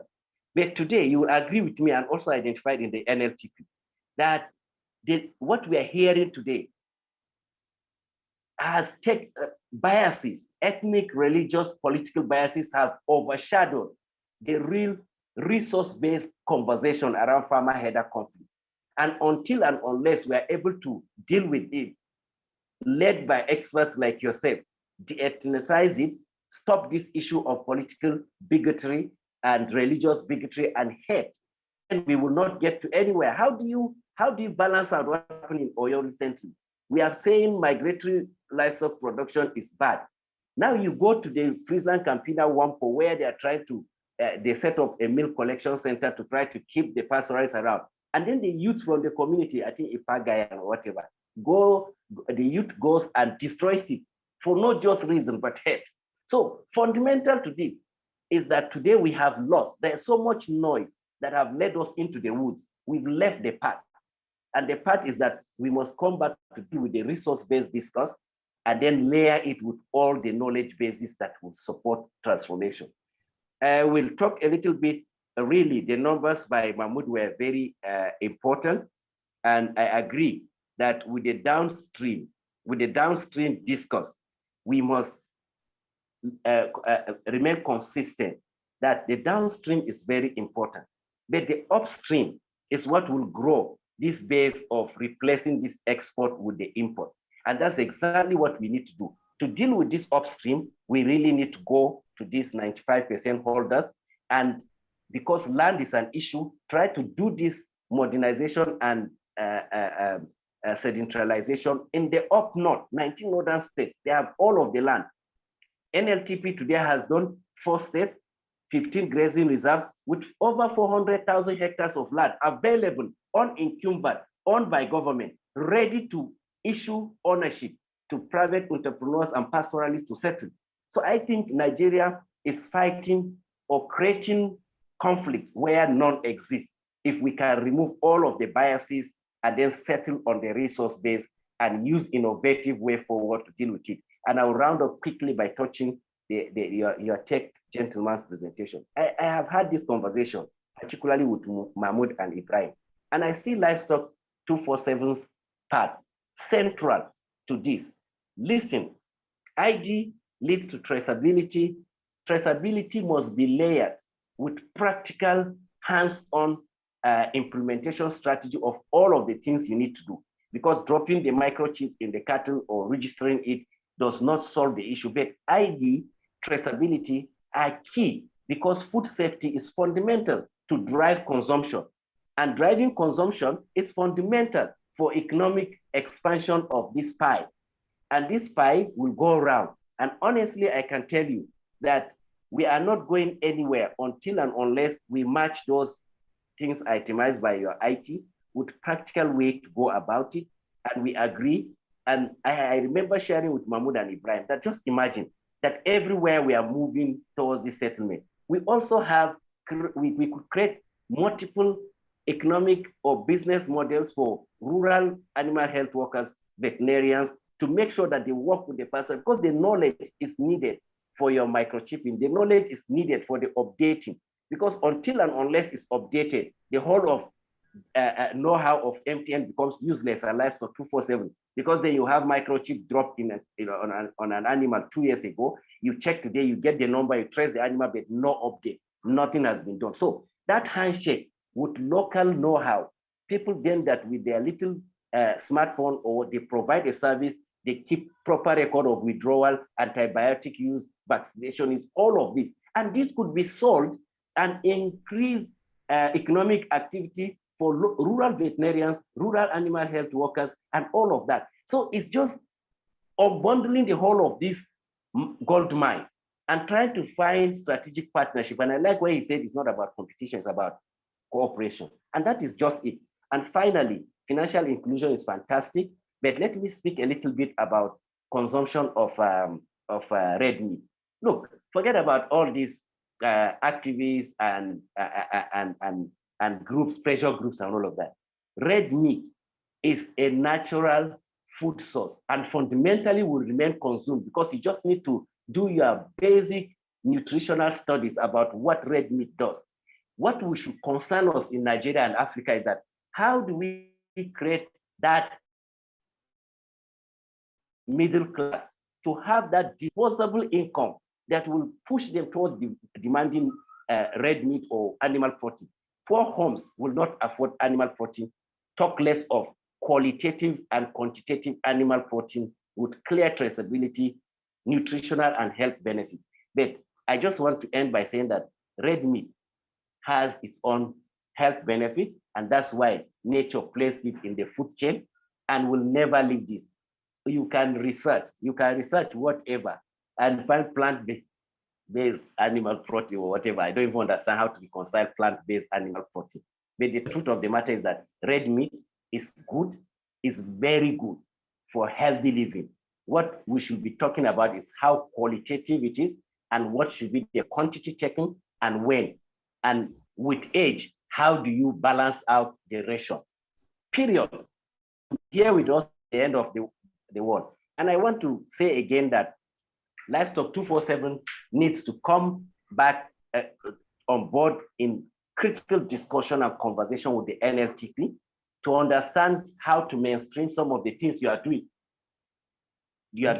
Particularly when it comes to dealing with your innovations around financial inclusion, ID and traceability, and all other laws, because you have a lot of things. I have carried you in my mind, and I've always updated Ibrahim that listen, that this thing is very important and we will need to deal with it. So basically, ladies and gentlemen, it has been a wonderful discussion.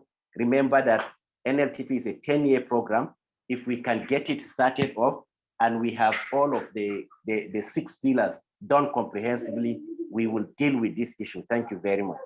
Thank you very much. I don't know what to say. My son wanted to take my heart out of my mind. Thank you. You've said it all. You've summarized our discussion. You've added more content. You've added more perspective. I thank you very much for this wonderful addition to the discussion. And I want to assure you that Livestock 247 as an organization has always been of the fact that we've not seen any comprehensive strategy from the government that has the intention of solving and mainstreaming the livestock sector, like the document that and the secretariat that you're promoting, and will very much like to associate ourselves with you, and we'll reach out to you very soon. And that's why we're beginning to have this discussion, and we think the mood of the nation is right, the time is right, and thank you very much for all that you're doing, and we'll look forward to doing more. Maybe sometimes in the next version of the Livestock, we'll have a more comprehensive discussion on the 6 pillars of the National Livestock Transformation Project for Nigerians to know and understand what it means. Because I know the time we've allotted to you is not enough for you to even talk about one of the pillars. But we are looking forward. This is just the beginning. Next discussion, we may have a more extensive discussion. So Dr. Andrew, thank you very much. On this note, I'll quickly want to use this opportunity to also welcome and invite my sister, Angel Adela Jakuye, who is a special assistant. She's actually an entrepreneur, an agro-preneur, and a consultant with vast experience internationally, and she's doing a wonderful job with the Ogun State government, advising His Excellency the Governor there on innovative ways of transforming the agri sector in Ogun State. And she's here with us this morning, and I would like to appreciate her and thank her on behalf of our company for having the time to be with us this morning to share her thoughts and to add more value to the discussion by giving us the opportunities in the Southwest, especially in Ogun State. There are a lot of discussion regarding mainstreaming the sector, which we are calling for, and we respect what the government is doing. I remember a year ago plus, the government invited us to have discussion on the Ogun State Livestock Transformation Plan, and which I know Angel is going to shed more light on. So Angel Adela Jakuye, please, the floor is yours. Thank you very much for joining us this morning. Thank you so much for having me. I'm really enjoying the conversation. And I think it's a great segue from Dr. Kwasari's discussion to what we're going to be discussing now. I think one of the biggest things for us is being able to ensure that the cattle sector, the cattle value chain, is driven by market and is something that is inclusive and open to all who have the financial capacity and the passion to invest in that value chain. Yes, we did invite Livestock 247 to Ogun State in 2019, I believe, because we agree that in order to make sure that the sector is properly coordinated, there needs to be a level of modernization that comes to the value chain. And so being this whole concept of meat traceability, you know, as an epidemiologist myself, it's quite important to make sure that we're able to have animal identification and meat traceability for the prevention of zoonotic diseases, human diseases, foodborne illnesses, and the likes. And I think that because we have a large number of agro-processors and last mile retailers of meat that need quality meat for the growing middle-class population, it's very, very important that we have a structured, coordinated industry. It's why Ogun State has put a lot of investment into abattoirs, investment into improving the markets that we have. So I'm going to give a brief presentation. I'll share my screen and give a brief presentation on some of the opportunities available in Ogun State. And before that, I'll just like to preface that, and before I share the screen, Ogun State has seen is we already have a very strong Arewa community that has been with us for over 100 years. And that community is very strong and actively engaged in our markets, in our meat markets and our fruit and vegetable markets. And you see that even in Isherikara or in our other markets, there's a good relationship between the indigenous market managers and the Arewa market managers. So like we said, de-ethnicizing and demystifying cattle is important because not many people realize that they too can get into cattle. I sell and trade cattle, and I sell processed meat and carcass to a variety of different companies, you know, but not many people know how they can engage in the cattle value chain. So I'm going to share my screen. Can you allow me to share my screen, please?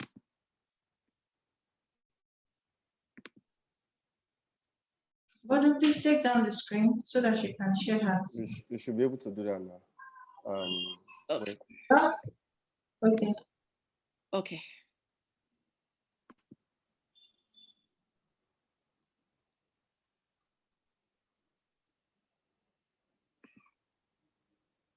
All right, so I hope you can see the screen. Yes, we can. Can you? Yes, I can see the screen. Yes, so this just gives a little bit of a profile for Ogun State. And for Ogun State, we slaughter in the state 580 to 1,750 cattle per day. So it's between that range. And we have, in terms of dairy, sorry, one second. We have in terms of dairy, already processing facilities and collection facilities within the state. For 97,000 heads of cattle passed through our cattle control posts. And we had 190 heads of cattle slaughtered approximately in the state. Like I said, we have in Lafenwa, we do about 120 to 180 cattle slaughtered in the slaughter slabs there. And we have an abattoir that is being developed there as well, which is about 60% completed. We also have 250 to 300 cattle slaughtered daily in Ogiri.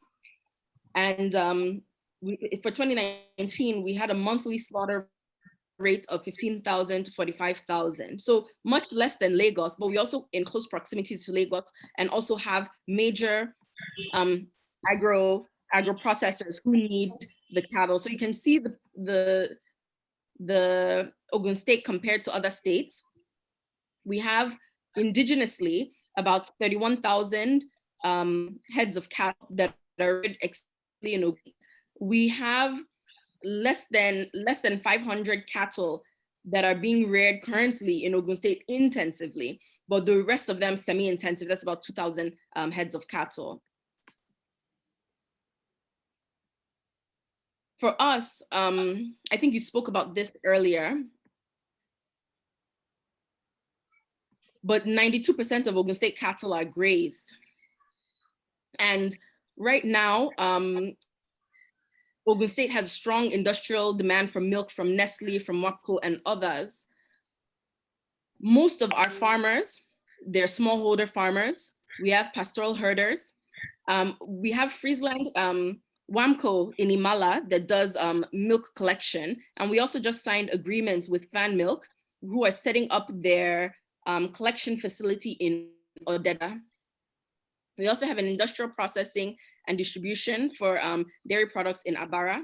And we have existing cattle facilities in Ayepe and also in a grazing reserve. Then just to talk about what our focus is for the state, so you understand how you can key in. We're just focused on creating that enabling environment to make sure that there's inclusive development. And so what we mean by inclusive is that it's culturally inclusive, it's gender inclusive, it's inclusive by age. And we focus on putting priority in organizations, companies, whether small, medium, or large scale, that are inclusive to smallholder farmers, that integrate them into their value chain, and focus on strategic partnerships that create job creation at all levels. And so you can see that here in terms of our development strategy. This goes for cattle, but it also goes for other value chains as well. There's a strong relationship and a strong reliance on data, innovation, and technology. There's also a strong reliance on ensuring that smallholder farmers are carried along. For our 2023 goals, we want to aggressively promote the cattle sector. We've agreed to provide 500 hectares per senatorial district for cattle. We want to increase our primary production from 0.1% of the national production to 5%, which is very, very aggressive. That will bring a revenue inflow of about 1.9 billion from regulation alone from the state. And we want to be able to have a yearly production of 1 million heads of cattle and a yearly slaughter of 540 heads of cattle, just to meet 20% of Lagos demand. So the market is there and the opportunity is there.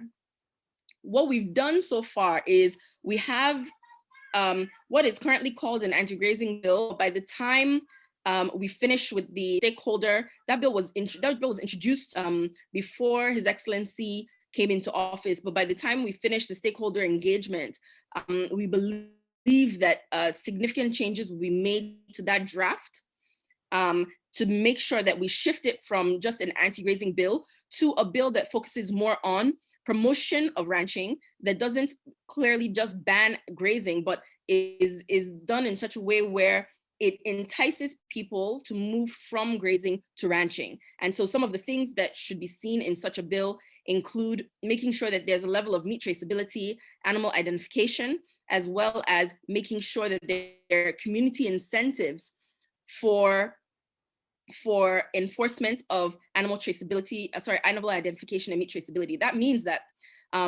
we should be getting communities to focus on growing pasture, to sell to, and to get paid to provide for those who are ranching. I mean, so those who are pastoralists, because what we face in Ogun State is the fact that we have mostly external pastoralists who don't understand the way that things are done in Ogun State and don't understand the relationship between the Arewa community and indigenous host communities in Ogun State. And so when they come, their first point of call should be to the Serki or the representative in the Arewa community. Limits, these areas are not, but the community should be carried along. And there's usually a disconnect for us when it comes to who is adversely affected and who actually benefits, because in some instances, those pastoralists will pay somebody to graze, not realizing that where they're grazing is not the farmer, and nobody has compensated the farmer. The farmer has worked very hard to grow what it is that they're growing. So there's delineation of where the pastoralists can go. It's community-based, because we are not of the opinion that we should just take community land and provide it for pastoralists. We believe that the communities need to have an active engagement and involvement in the process. So getting people to now grow pasture and invest in pasture and silage, right? Or getting people to now invest in growing, maize, or providing cassava or peels or other things like that at prices that are affordable. And because the cattle sector is a big business, I think that everybody can be accommodated in that. I think the other thing is that once you have animal identification in place, it also means that enforcement of that promotes promotes local cattle ranching. For example, if there are rebates or if there are benefits for people who are ranching that help to make them more competitive, it's beneficial, for the ranchers. For example, now for the new ranches that are there, we want to make sure that they don't have any taxes or tolls collected from them, but then we do have tolls and taxes that are collected from cattle passing through the state. They do have to register with our livestock services and our veterinary services. They do need to make sure that that they are vaccinated. They do need to pay for cattle tax. We want to see how we can reduce or waive the cattle ranching fees, because you must pay a fee to the state when you're setting up cattle ranch. But in promotion of this policy, we're reviewing, making sure that that is waived or reduced for people who want to invest in that sector. In addition, we're looking for people interested in managing our Lafenwa and Ogere abattoirs and new projects in Ogun West Axis, as well as cattle ranching markets across the state. We are interested in looking at technologies that help to enforce some of the bills that I spoke about previously, in addition to having more cattle control posts and levies for cattle movement throughout the state. So that's not banning grazing, but it's grazing does not adversely affect the farming communities, and also so that the communities can also benefit from the meat value chain. In terms of our dairy, our strategy is establishment of 20 to 50,000 hectares of pasture and increasing dairy cattle population from 50,000 to 100,000 and improving the milk yield for the domestic cattle population. It's a reason why we signed agreement with Fan Milk, and it's a reason why we're interested in having more dairy processors come and establish in Ogun State. And ultimately, we're hopeful that we can have an addition of 0.4 million metric tons of milk to the national production. For dairy development strategy, of course, the bills that I talked about before, and enactment of the Frilia law, encouraging research and development in terms of genetic improvement and multiplication, and also making sure that we're bringing in new breeds of cattle that can help to increase the milk yield in the state. We have a variety of different programs that we have ongoing at the moment. We have a database of 450,000 smallholder farmers who are actually interested in seeing how they can include dairy cattle into their farm profile. Like I said, we currently have WAMCO as well as Fan Milk here in the state. And we have a cluster model where we are proposed an establishment of dairy clusters in Ogun State on those 500 hectares of land available in each senatorial district. So it'll be for cattle, for beef, and also cattle for dairy. And then we have about 2,000 cattle ranchers who have 1,565 of them have been identified, registered, and onboarded for a program that will be coming up shortly. That's 18 clusters across the state.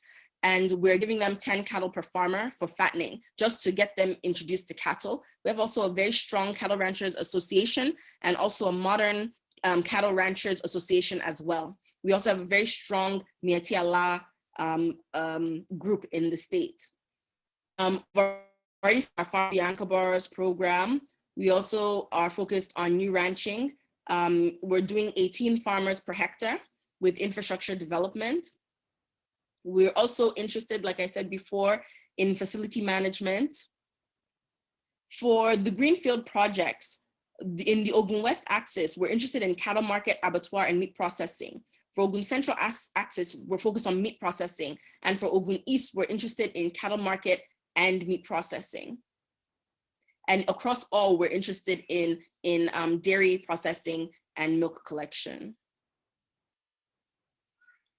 In terms of direct investment, if you're interested in doing cattle ranching, that can be achieved because we have a lot of land across the state. And so you can actually apply for agricultural lands through the Ministry of Agriculture. You can also go to the Bureau of Lands to also get agriculturally zoned land for C of O. And then you can also go through the community, and the state can also help you in your discussions with the community to make sure that due diligence is done. Then in terms of consultancy services that are available, we can link you to a variety of different companies that can provide consultancy services, as well as our own departments of livestock services and agric services and veterinary services as well. And so other opportunities there for us in the States are for PPP on artificial insemination, feed, silage, and fodder production, breed improvement, and then sales of the byproducts as well. So I hope that that adds a bit of information. And then any questions that you have, you can always email me, angelkuye@ogunstate.gov.ng. Thank you very much. Wow, Angel, this is massive. I thank you very much for this opportunity, and for most of aspiring investors. We have a lot of people that have sent us emails asking for partnerships, and that's why we reach out to Angel, and knowing what Ogun State is doing, and so that she explains this. I think she did a wonderful job. So for anybody that is interested in Ogun State, and you've said it all, Ogun is strategically located, even though Lagos is the terminal point, but you have to pass through Ogun before you get to Lagos, unless you are coming through the Atlantic Ocean. So if you're coming from the north and you want to sell your product, your livestock product in Lagos, if your intention is to reach Lagos, it makes a lot of sense if you set up your structure in Ogun State. There's proximity, there's an investment ready climate, there's a very proactive government in place. And I mean, you've had it all from Angel. So, and for all others that have been sending questions that they need contacts, all you need to do is just send us email to support@livestock247.com and ask whatever level of contact you want to establish. If you want to link up with the Ogun State government, we can facilitate that for you. If you want to link up with Lagos State government, if you want to link up with if you are interested in the dairy section, as she said, if you're interested in setting up a ranch, or whatever you want to do in the value chain, reach out to us. We will link you up with Angel and her team in Ogun State, and I know she's going to do a wonderful job. So once again, Angel, on behalf of Livestock 247 and all the participants, thank you very much for this wonderful presentation. And I'll hand it over to Ugochi now for the normal moderation. Thank you. Thank you very much, Dr. Angel. Thank you very much, Dr. Andrew. That was very enlightening. And I'm sure we're already getting lots of questions from your speeches, and I'm sure you have quite a few questions to answer. We have another poll on. Please, can you answer? We have just about 10 to 20 seconds for this poll, after which it will be taken down.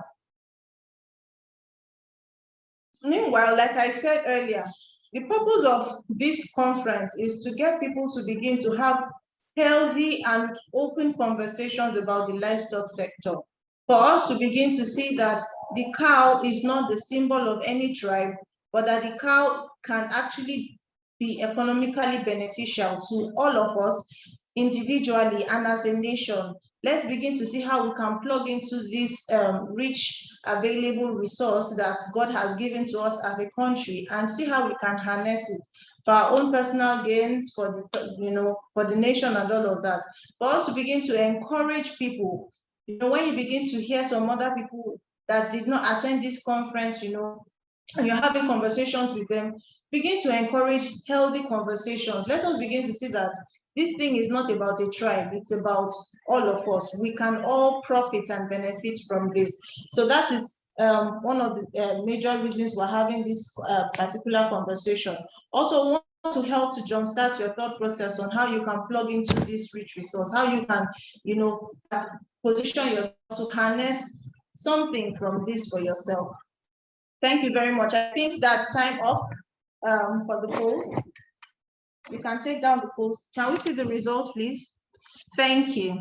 Okay, so from the results, you can see that many people do not know that the meat that they eat can cause infertility in men and miscarriage in women. This is very true, and that leads me to my own topic,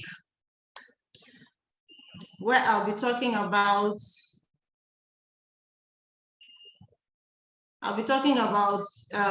the dangers of zoonotic diseases, the importance of consuming meat from fit for slaughter and traceable livestock. We've heard so much about traceability, we've heard so much about animal identification, we've heard so much about so many things, and this is just me coming to tie it all up. So basically, I'll just run through this. I'm not going to be as detailed as I wanted to be because our time is fast spent, and we promise that we're going to try to keep the time as much as we can. What is zoonosis? Zoonosis is any disease or infection that is naturally transmissible from vertebrate animals to humans. So any disease that can go from man to humans, and then from man to animal, and then animal to man, is called zoonosis. Now, there are different types of zoonosis, but for the purpose of this conversation, we're just going to end it at that. Now, what is the importance of this thing? For instance, these diseases here, they can be viral, bacterial, protozoan, they can be gotten from different disease-causing agents. For instance, COVID-19 is a viral disease. Tuberculosis, that many people don't know, can be primarily gotten from animals. Yes, is a bacterial disease. Many people don't know this. And we have some other diseases that are very, very dangerous. Now, some of these diseases can be gotten from just handling the meats, or handling these animals, handling these animal products, not necessarily even ingesting them, just handling them alone can expose people to these diseases. And then also from unhygienically processed and untraceable animals. Also, eating meat from untraceable sources can lead to the burden of antimicrobial resistance. Okay, before I even go to this, you see, in Livestock 247, when we're thinking about the whole animal identification, I know that one of our key visions is to mitigate the spread of diseases from animals to man, and we're thinking about it. And we're particular about what people eat. We're particular about how the well-being of people. And so that drove us to create a product, Meat 247. Now, what is Meat 247? Basically, we thought about how we know that many people might not have the opportunity to go to the abattoirs to try to make sure that their meat is, well processed and all of that.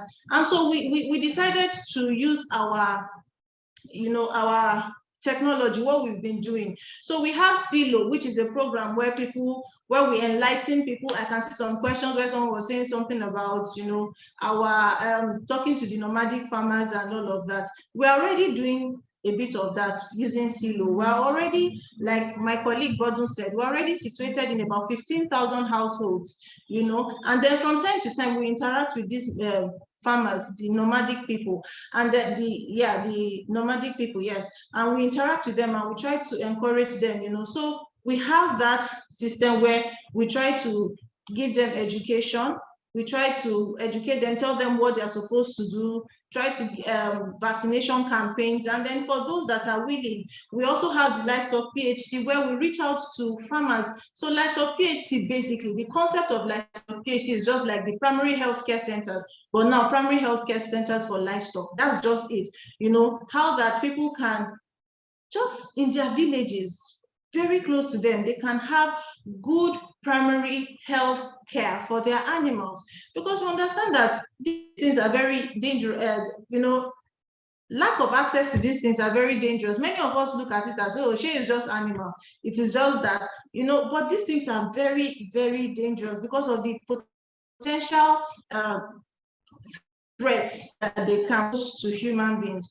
So we have that Livestock PHC to where we have deployed our doctors, and then we also have community animal healthcare workers that we have deployed in rural areas, where we're training these ones, we're training the community animal healthcare workers. It's also a means of empowerment for those ones too.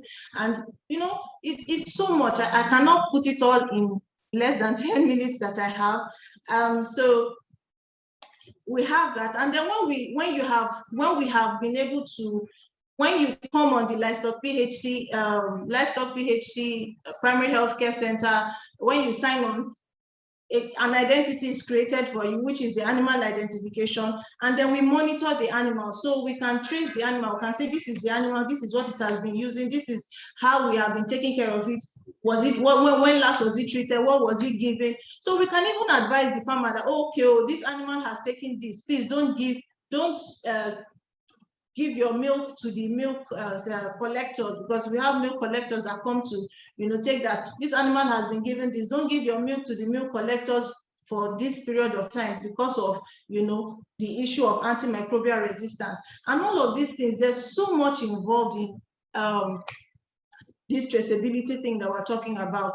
So we have that. And then even for those people that have finally succeeded in selling off their animal, you know, we have raised the animal to a certain level, and then they want to sell off. We also have silo, where we help them with transportation and other things. And then we also have livestock exchange, where we connect sellers to the buyers. And then we have Meat 247, where we finally help them process. Now you can see that okay. So you can see that we have a system of tracing the animal. We have created a system of tracing the animal from farm to fork. And why did we go through all of that? We did all of that because we are very particular about what people eat. Now, many of these things that we do, we really don't charge for them. Not all of them. You know, some of them are coming at subsidized rates to the farmers. Some of them are coming at subsidized rates to, yes, especially the farmers. They are many times our beneficiaries. So you can see that, like in my head, I describe Livestock 247 as a public health company because we're particular. We want to make sure that people are safe, people have healthy and wholesome meat. Now, another aspect of this traceability thing that many people don't understand is it also causes, it also leads to increased AMR in people. So antimicrobial resistance is a heavy burden now. It's a very challenging thing right now, whereby drugs that used to be sensitive to different diseases are no more sensitive to the disease now. So you have people using drugs like augmentin, which was not an over-the-counter drug. It's a very strong drug, but now everybody uses it, and that's because people are becoming more and more resistant to this. And a major cause of this is that people are ingesting meat from animals that have not maintained the withdrawal period, and this cannot be determined if the animal is not from a traceable source. So we sat down and we thought of this. Also, the issue of reproduction.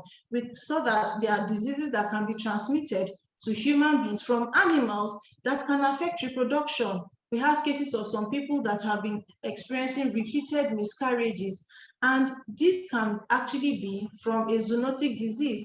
Case in point, we have diseases like brucellosis that can cause this. We have diseases like brucellosis that can cause infertility in men. So these are things that we saw, and we decided to come in and see how we can, help people really. And we developed many of these products around all of those things. Now we have this kind of conversations, we have this kind of talks many times on our LivesTalk discussion board. The LivesTalk discussion board is a robust platform with people from all over the world, literally all over the world. You sign up and then you drop your questions, and then if you see questions you want to chip in 1 or 2 words in, you answer. And then we also have experts there that are answering questions too. So we encourage you, please come on the LivesTalk discussion board, and then also follow us on all our social media handles at Livestock 247NG, and then we'll have better conversations, more robust conversations. Like I said, my time is up. Our time is fast spent, and I wouldn't want us to we don't want to take too much of your time. I'll just take a quick one to remind us of the official hashtags for this conference. Hashtag Livestock 247, hashtag livestock, #CowNoGetTribe. It's on the screen. I'm going to repost that in the chat box for us. Now we have the last polls up. Please let us answer within 10 to 20 seconds. Let's answer within 10 to 20 seconds for, like I said, data collection. Thank you very much. And then immediately we're delving into the last session of question and answer series. So I'm going to be asking questions. I'm going to be asking some of us panelists the questions that have been asked by people, and then we believe that you answer. We have just 10 minutes for that because of time. I'm going to try to rush this. We're going to try to squeeze this.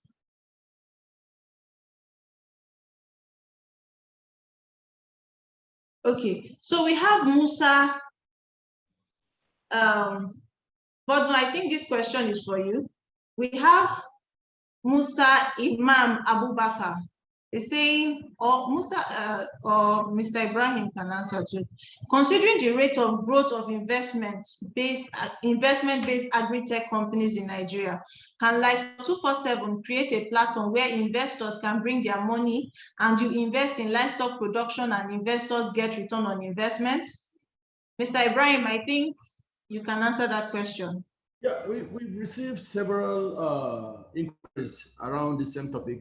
I mean, it's expected due to the proliferation of crowd-funding agri-tech platforms. A lot of people thought Livestock 247 was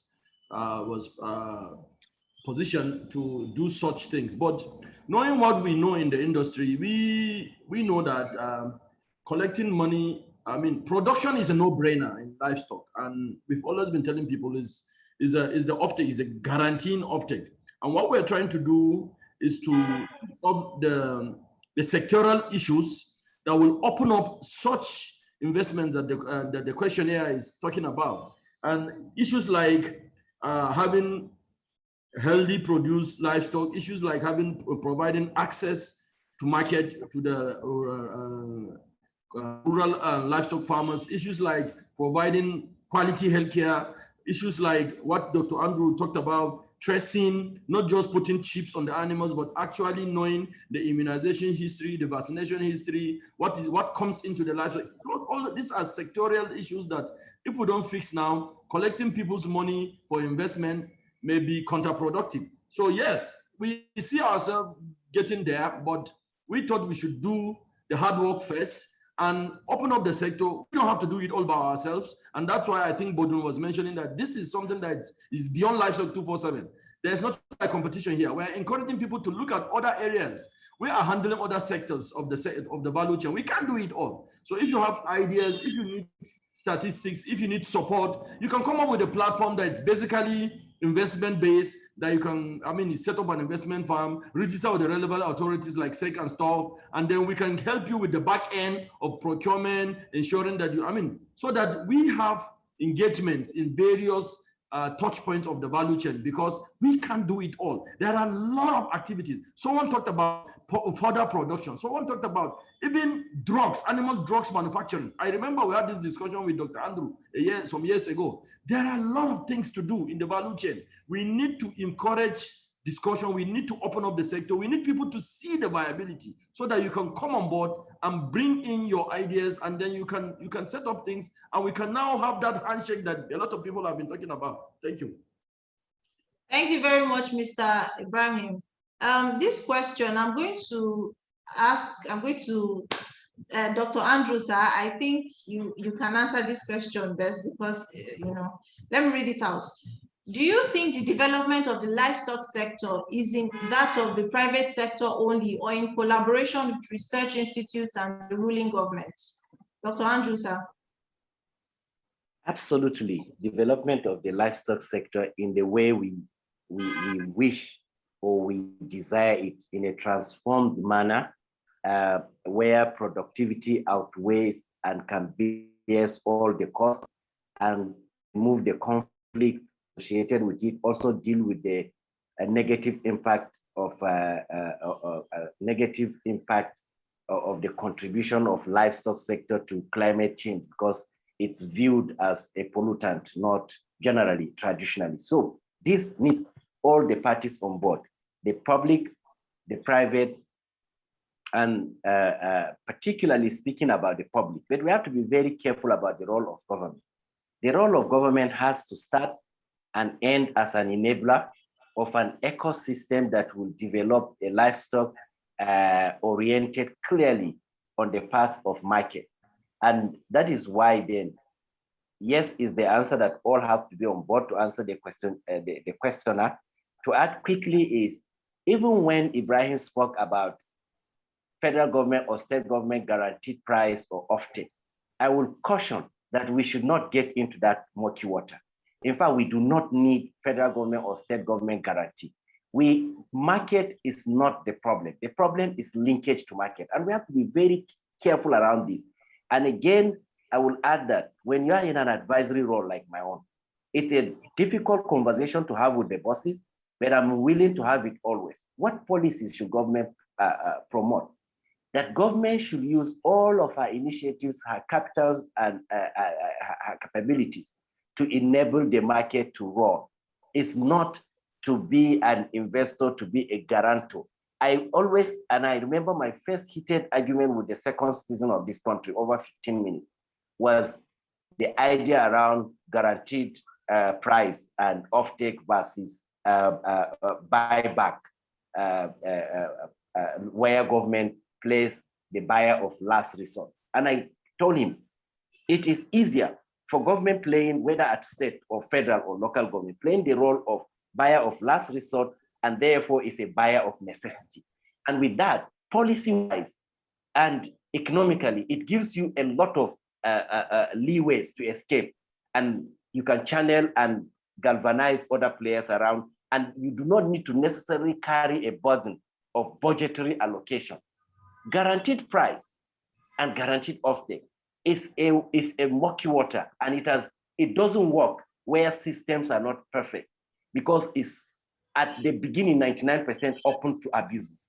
So I will say that we need government at federal, at state, at local, but we need to define the role of government as an enabler with clear entrance and exit strategy for measuring when the market matures and you do not need to intervene anymore. So I will say that, yes, we need the role of government. And if you ask me on this issue, basically what we are pushing under NLTP, the lands, because today the head component and the biases around ethnicity and religious hatred and political hatred is around land grab. Okay, the Fulanis are pastoralists, they want to come and take off your land. What is the low-hanging fruit? Government. I was pleased to hear from Lady Angel that even Ogun has a reserve. So government holds this type of assets that are unencumbered.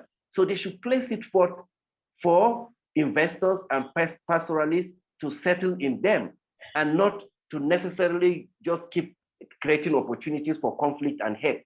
And when you look at the 19 northern states, over 400 grazing reserves on paper, over 100 gazetted, with a total of about 4 million hectares of land. So government needs to use her own role and use it appropriately. And quickly, please let me just say again that I had our sister, and I thank her for the great work she's doing in Ogun State. I have been in this role 6 years now. It's very difficult.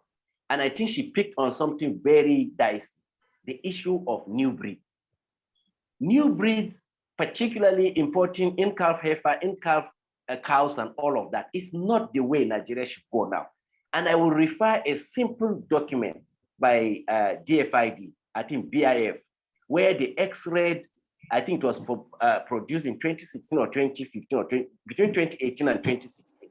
This document, I can't remember the exact title, but if you go to the DFID or FCDO website, you find this document on history of all imported breeds of cattle into Nigeria. And I have tried to search Africa-wide.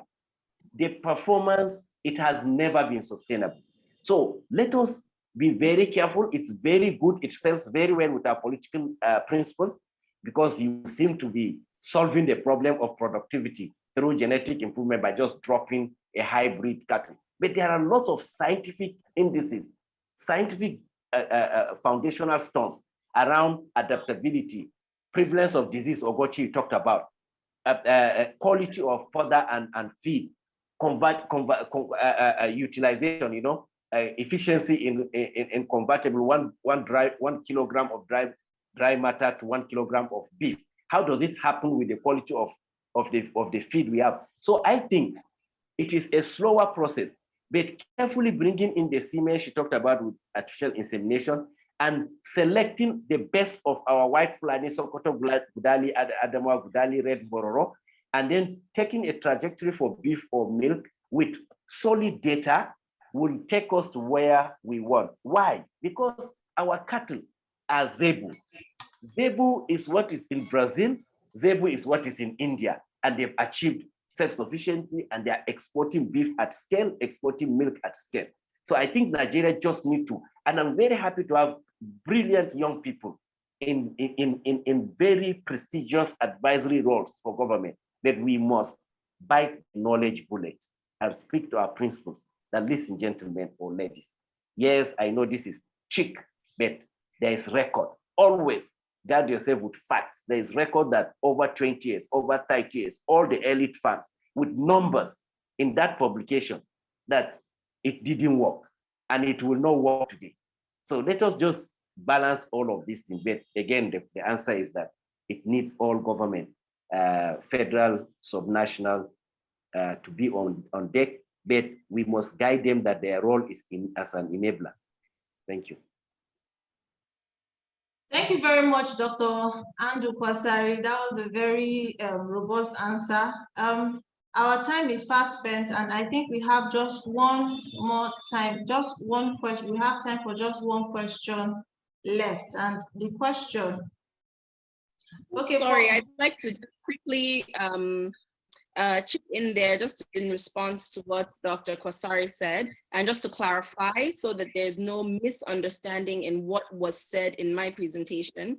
What we said was that we're interested in improved breeds, which means it's not a fast thing where you just bring in a breed from any other country and drop it in Nigeria.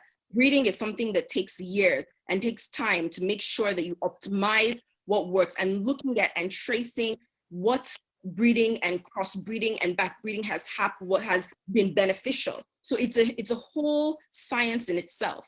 And it's something that is a long-term investment. And the reason that most of these projects have not worked in Nigeria is because most previous governments have brought in cattle, dropped them in a ranch, and then just left them. And you see one of two things: either they've bred it with a local breed once, and they've not actually taken the time to actually measure and monitor what's happening. Have they bred with another breed and then back to the original? They haven't seen that, and they haven't given us data on that, and they haven't shown us the effectiveness of that. So when we say that we're bringing in improved breeds, it means that we're bringing in genetic material to try to improve upon what is available locally. So I just want to clarify that so that there's no, I don't like assumptions, you know.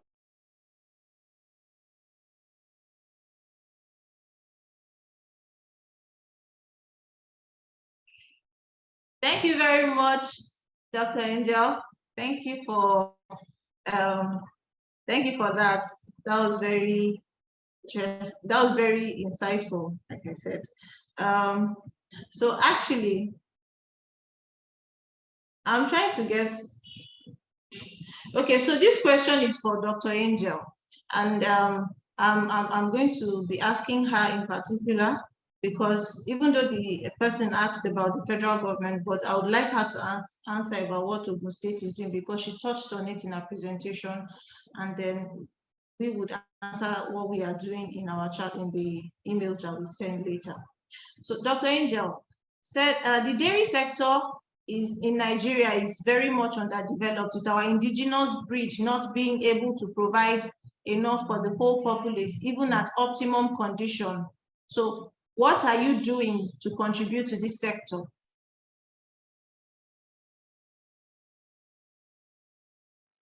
Dr. Angel? That's what is the Ogun State government doing to contribute to this sector? Your mic is muted. Can you unmute your mic, please? Dr. Angel. Oh, her screen is frozen. Yes. Hello, can you hear me? Did you hear the question? Yes, I can hear you now. Did you hear the question? Yes, I did. Thank you. Okay. And I think that was answered in the presentation, but I'll just mention it again. Yeah. For us, I think the first step for us was to bring in, because we do have dairy in Ogun State. So there's a misconception that we don't have dairy. We have dairy in Ogun State. But what we're interested in and focused on is making sure that people get access to dairy cows at an affordable price, and also get access to financing so that they can build their dairy facilities, right? The other thing that we're interested in is seeing how smallholder farmers can assist in making sure that they provide milk. I think the third thing is getting the communities to be able to understand the need for investing in pasture and being able to, because the truth of the matter is, and I think that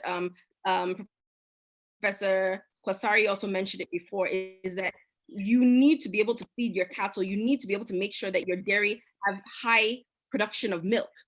And so in order to do that, they need to make sure that they're well fed, and it can be expensive if they don't have the right feeding system for their cows. So I think that for us, what we try to do is make sure that for those who have gotten into the dairy value chain, having the right cattle, having the right heifers is important. Having the right financing to be able to feed their cows until they're able to produce milk is also important.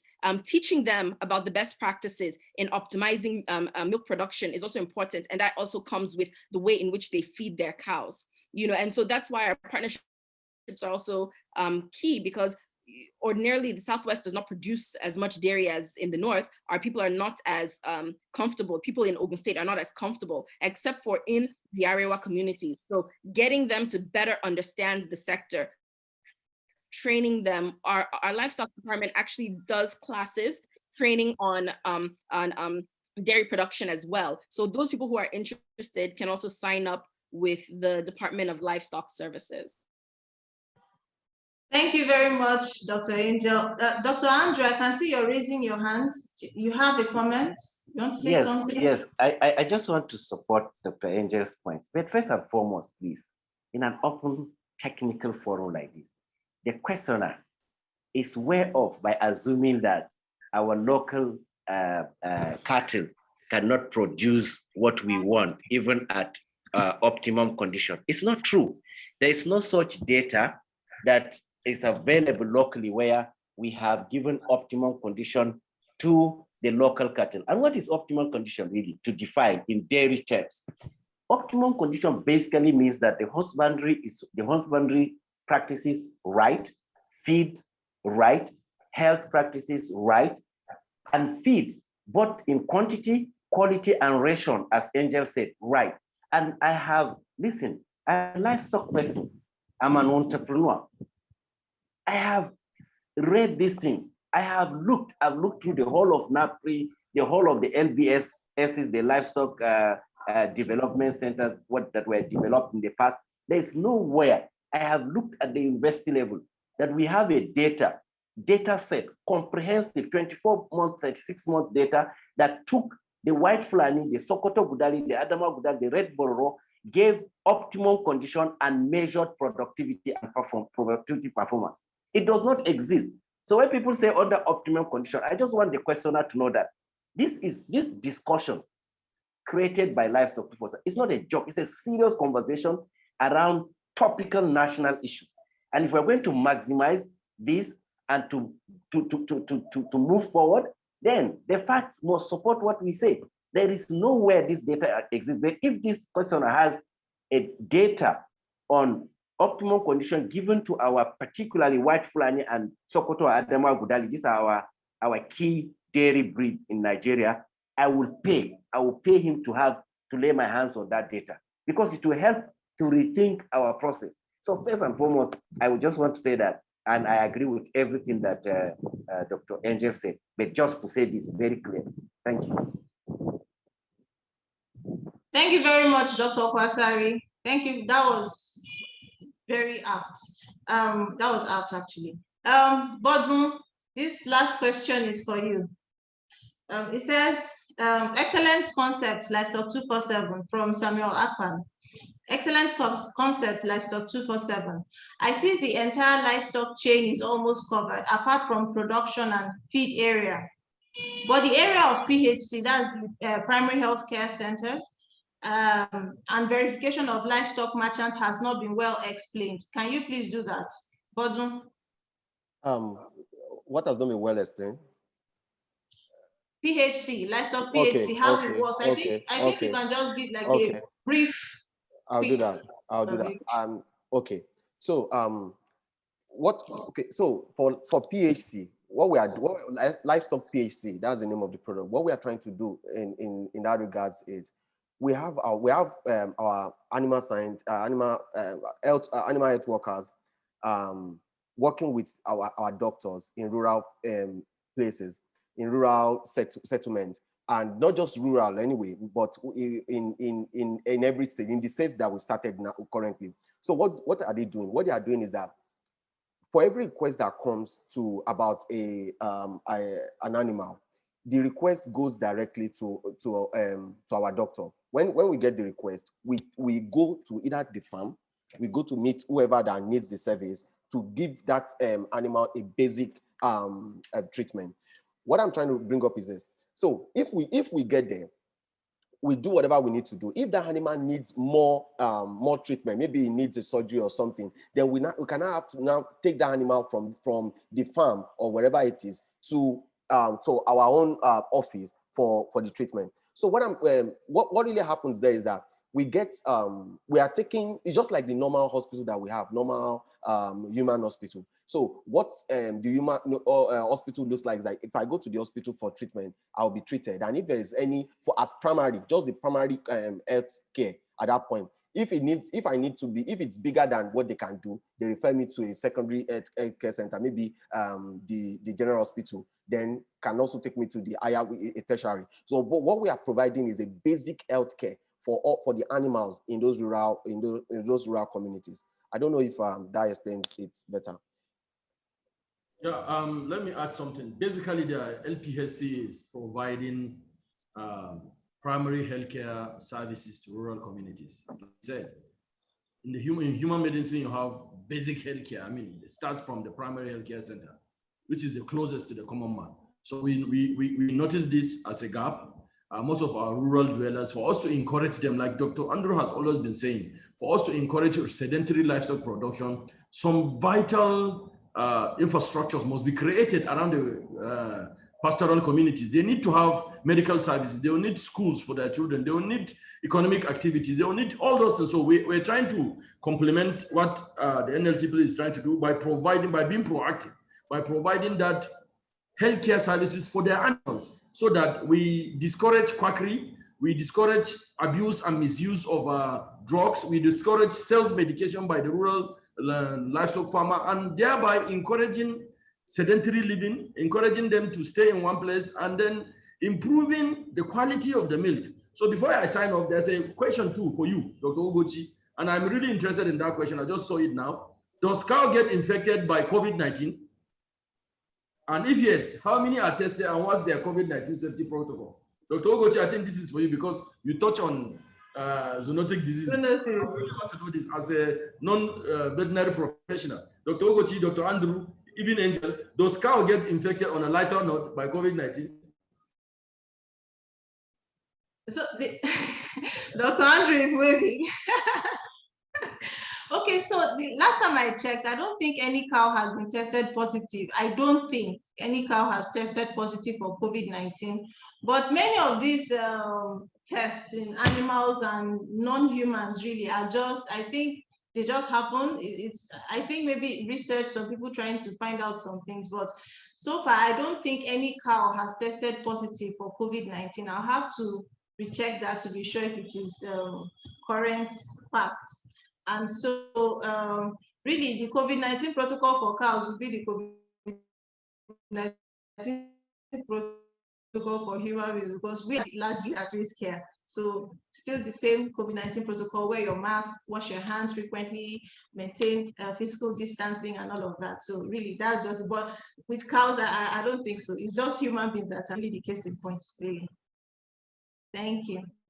Well, I'm supporting you because Angel, I thought it would be a lady's thing. She will just jump in. She's the express epidemiologist on call, but she has decided to leave her sister. Let me say that I think we've not had issues with cattle, but I know that is Minsk was the small animal that produced the fur in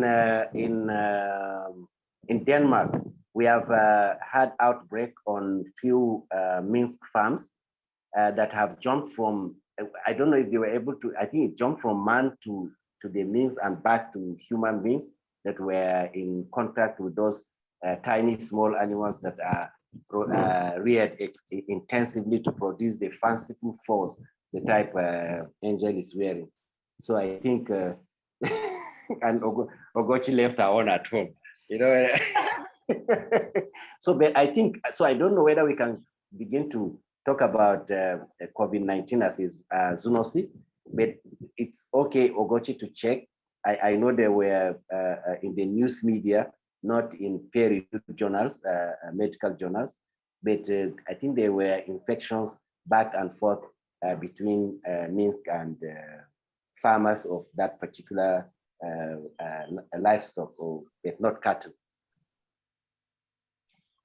It's in the feline family. So you've seen it in minks, you've seen it in house cats, you've seen it in large cats, the big cat families. So there's been transmission back and forth between. You can see the problem with these ladies. They now allow me say my own. Then the expert now comes up and adds layers of animals. So are you saying, Angel, that COVID-19 is a zoonosis? At this point, I think we can. Well, what we have seen is, yes, COVID-19 is, because I mean, if you look at the hosts and you look at the vectors, you see that bats, cats, and other animals have actually had COVID-19 in their system. You, of course, with bats, they have it in their system and they don't show any, it doesn't affect them. In humans, we see disease, you know, when COVID-19 enters our system. And also in the cats, they've seen disease when COVID-19 enters their system. So I think that it's important for veterinary doctors to actually be aware. And of course, you just have to make sure you maintain biosecurity protocols on your farms. It's just important to maintain that the same protocols you would have for humans, have it for your animals. And that includes other. Thank you very much, Dr. Angel. At this point, we're just, our time is fast spent. I'm just going to call on Mr. Ibrahim. Thank you very much, Dr. Angel, Dr. Andrew, Mohammed, Olubodun, Ibrahim. I'm going to call on Mr. Mohammed, Mr. Ibrahim, rather, to give us the closing remark. Our time is fast spent, and we're before we do that, we're very grateful and we appreciate all our participants that have been with us from the beginning and those that joined us along the way and are still here. We're very grateful. Thank you for your time. We do not, we do not take it for granted. Thank you very much. Mr. Ibrahim, please, over to you. Thank you, Ugochi. Thank you, Dr. Andrew. Thank you, Angel, Kuye. Thank you, Mohammed and Olubodun, and all the wonderful participants that have signed in since 11 a.m. and some that have joined us along the way and are still with us. What's next? What do we do from here? Like we said that in the introduction, this version is the first edition. This is the first version of the livestock. This is, we intend to have more of such. This is going to continue. And we are looking forward to having more discussions around the topic. Like Ugochi said, our objective is to have healthy discussion around this topic, not just for de-ethnicization of the livestock sector. This is just the first theme. The next one could be on something more topical, something that we think is nationally required. For instance, the poultry sector is going through a lot of turbulence. We may look into that. And the COVID-19 protocol, like this very last question that I asked, COVID-19 is COVID-19 zoonotic? Is COVID-19 cows infected with issues like this? Our job is to research on topical issues and invite experts to discuss. But what are we going to do from now, particularly for this topic? What we are trying to do here is to move away from hate, to move away from the arrogance, to move away from the content. Let's de-emphasize on the negatives. Let's promote the positives. Whether we like it or not, God has decided to put us in this geographical entity called Nigeria, and there's absolutely nothing anybody can do about it. We all need each other. We all need to respect one another. We all have what the other doesn't have. For instance, God decided in his infinite wisdom to make the South an oil-producing region. And God also decided in his own infinite region to make the North the bedrock of agricultural production. That it's not, and God in his infinite wisdom gives Lagos, for instance, the consumption power. Lagos is the largest livestock consuming center in sub-Saharan Africa. If Lagos, for instance, stops consuming meat, the entire livestock production of sub-Saharan Africa will suffer. So if you are in the north and you're thinking that I produce livestock and I don't need the south, you are getting it wrong. And if you are in the south and you think that the Malan from the north should stay with his cow, you're also getting it wrong. We are Nigerians. We want to promote unity. We want to de-emphasize politics. We want to see the business. The last time we did a survey, over 1,420 something, 58 trucks passed through Lokoja and Jeba weekly with cows to come to the south. That is almost 40 something thousand cows a week. Who is producing this? Who is benefiting from this? Who is investing? This is a massive, it is a 72 billion naira a week business. And what we are saying is, if somebody is cashing in on this, why are you now stereotyped by hate or arrogance and not seeing the big picture? So let's look at less of politics, see more of business. And Livestock 247 as an organization is here to help you. We use us as a plug. We can plug you to all the positives in the value chain. Get in touch with us, send us an email, join us on social media. I mean, the discussion can continue. Go to Livestock, you see a discussion board, drop your questions there, and I assure you, all the questions that have been asked during the conference that we've not been able to answer, we are going to answer all your questions. We are going to respond to all your emails, and we are going to create courses. There's going to be courses on the Livestock dashboard. You see courses. We're going to organize courses on how-to courses. How do you set up a viable feedlot? How do you set up a dairy product? How do you set up a lot of other things? We're going to invite experts like Dr. Andrew, Dr. Kuye to give us mini MBAs. You know, we are going to have serious in-depth courses that people can benefit from. This conversation is going to continue on social media. So I want to use this opportunity to thank you all for having time to come. And then we are looking forward to more of such. And let's keep on relating with us on social media. Thank you very much. Until we meet next time. I appreciate this opportunity and we're not taking it for granted. I'm out. Thank you. Thank you very much, Ibrahim. You have successfully done everything for me. Thank you very much, Mr. Ibrahim. Thank you very much, Bodro. Thank you very much, Mohammed. Thank you very much, Dr. Angel. Thank you very much, Dr. Andrew. We're very grateful for the time that you have shared with us and the knowledge that you have given us. We're very grateful for, yes, for everything, for even being here. We do not take this for granted. And we also appreciate all our participants. We are very grateful for your presence. We believe that you have learned a lot. We believe that you have been impacted by this. Please look forward. Please continue to follow us on our social media handles at Livestock 247NG on Twitter, Instagram, and Facebook. We also have a YouTube channel, Livestock 247 on YouTube, where we put content. You know, we have videos, livestock, we have different things there for people. And then, yeah, just you can also check our websites.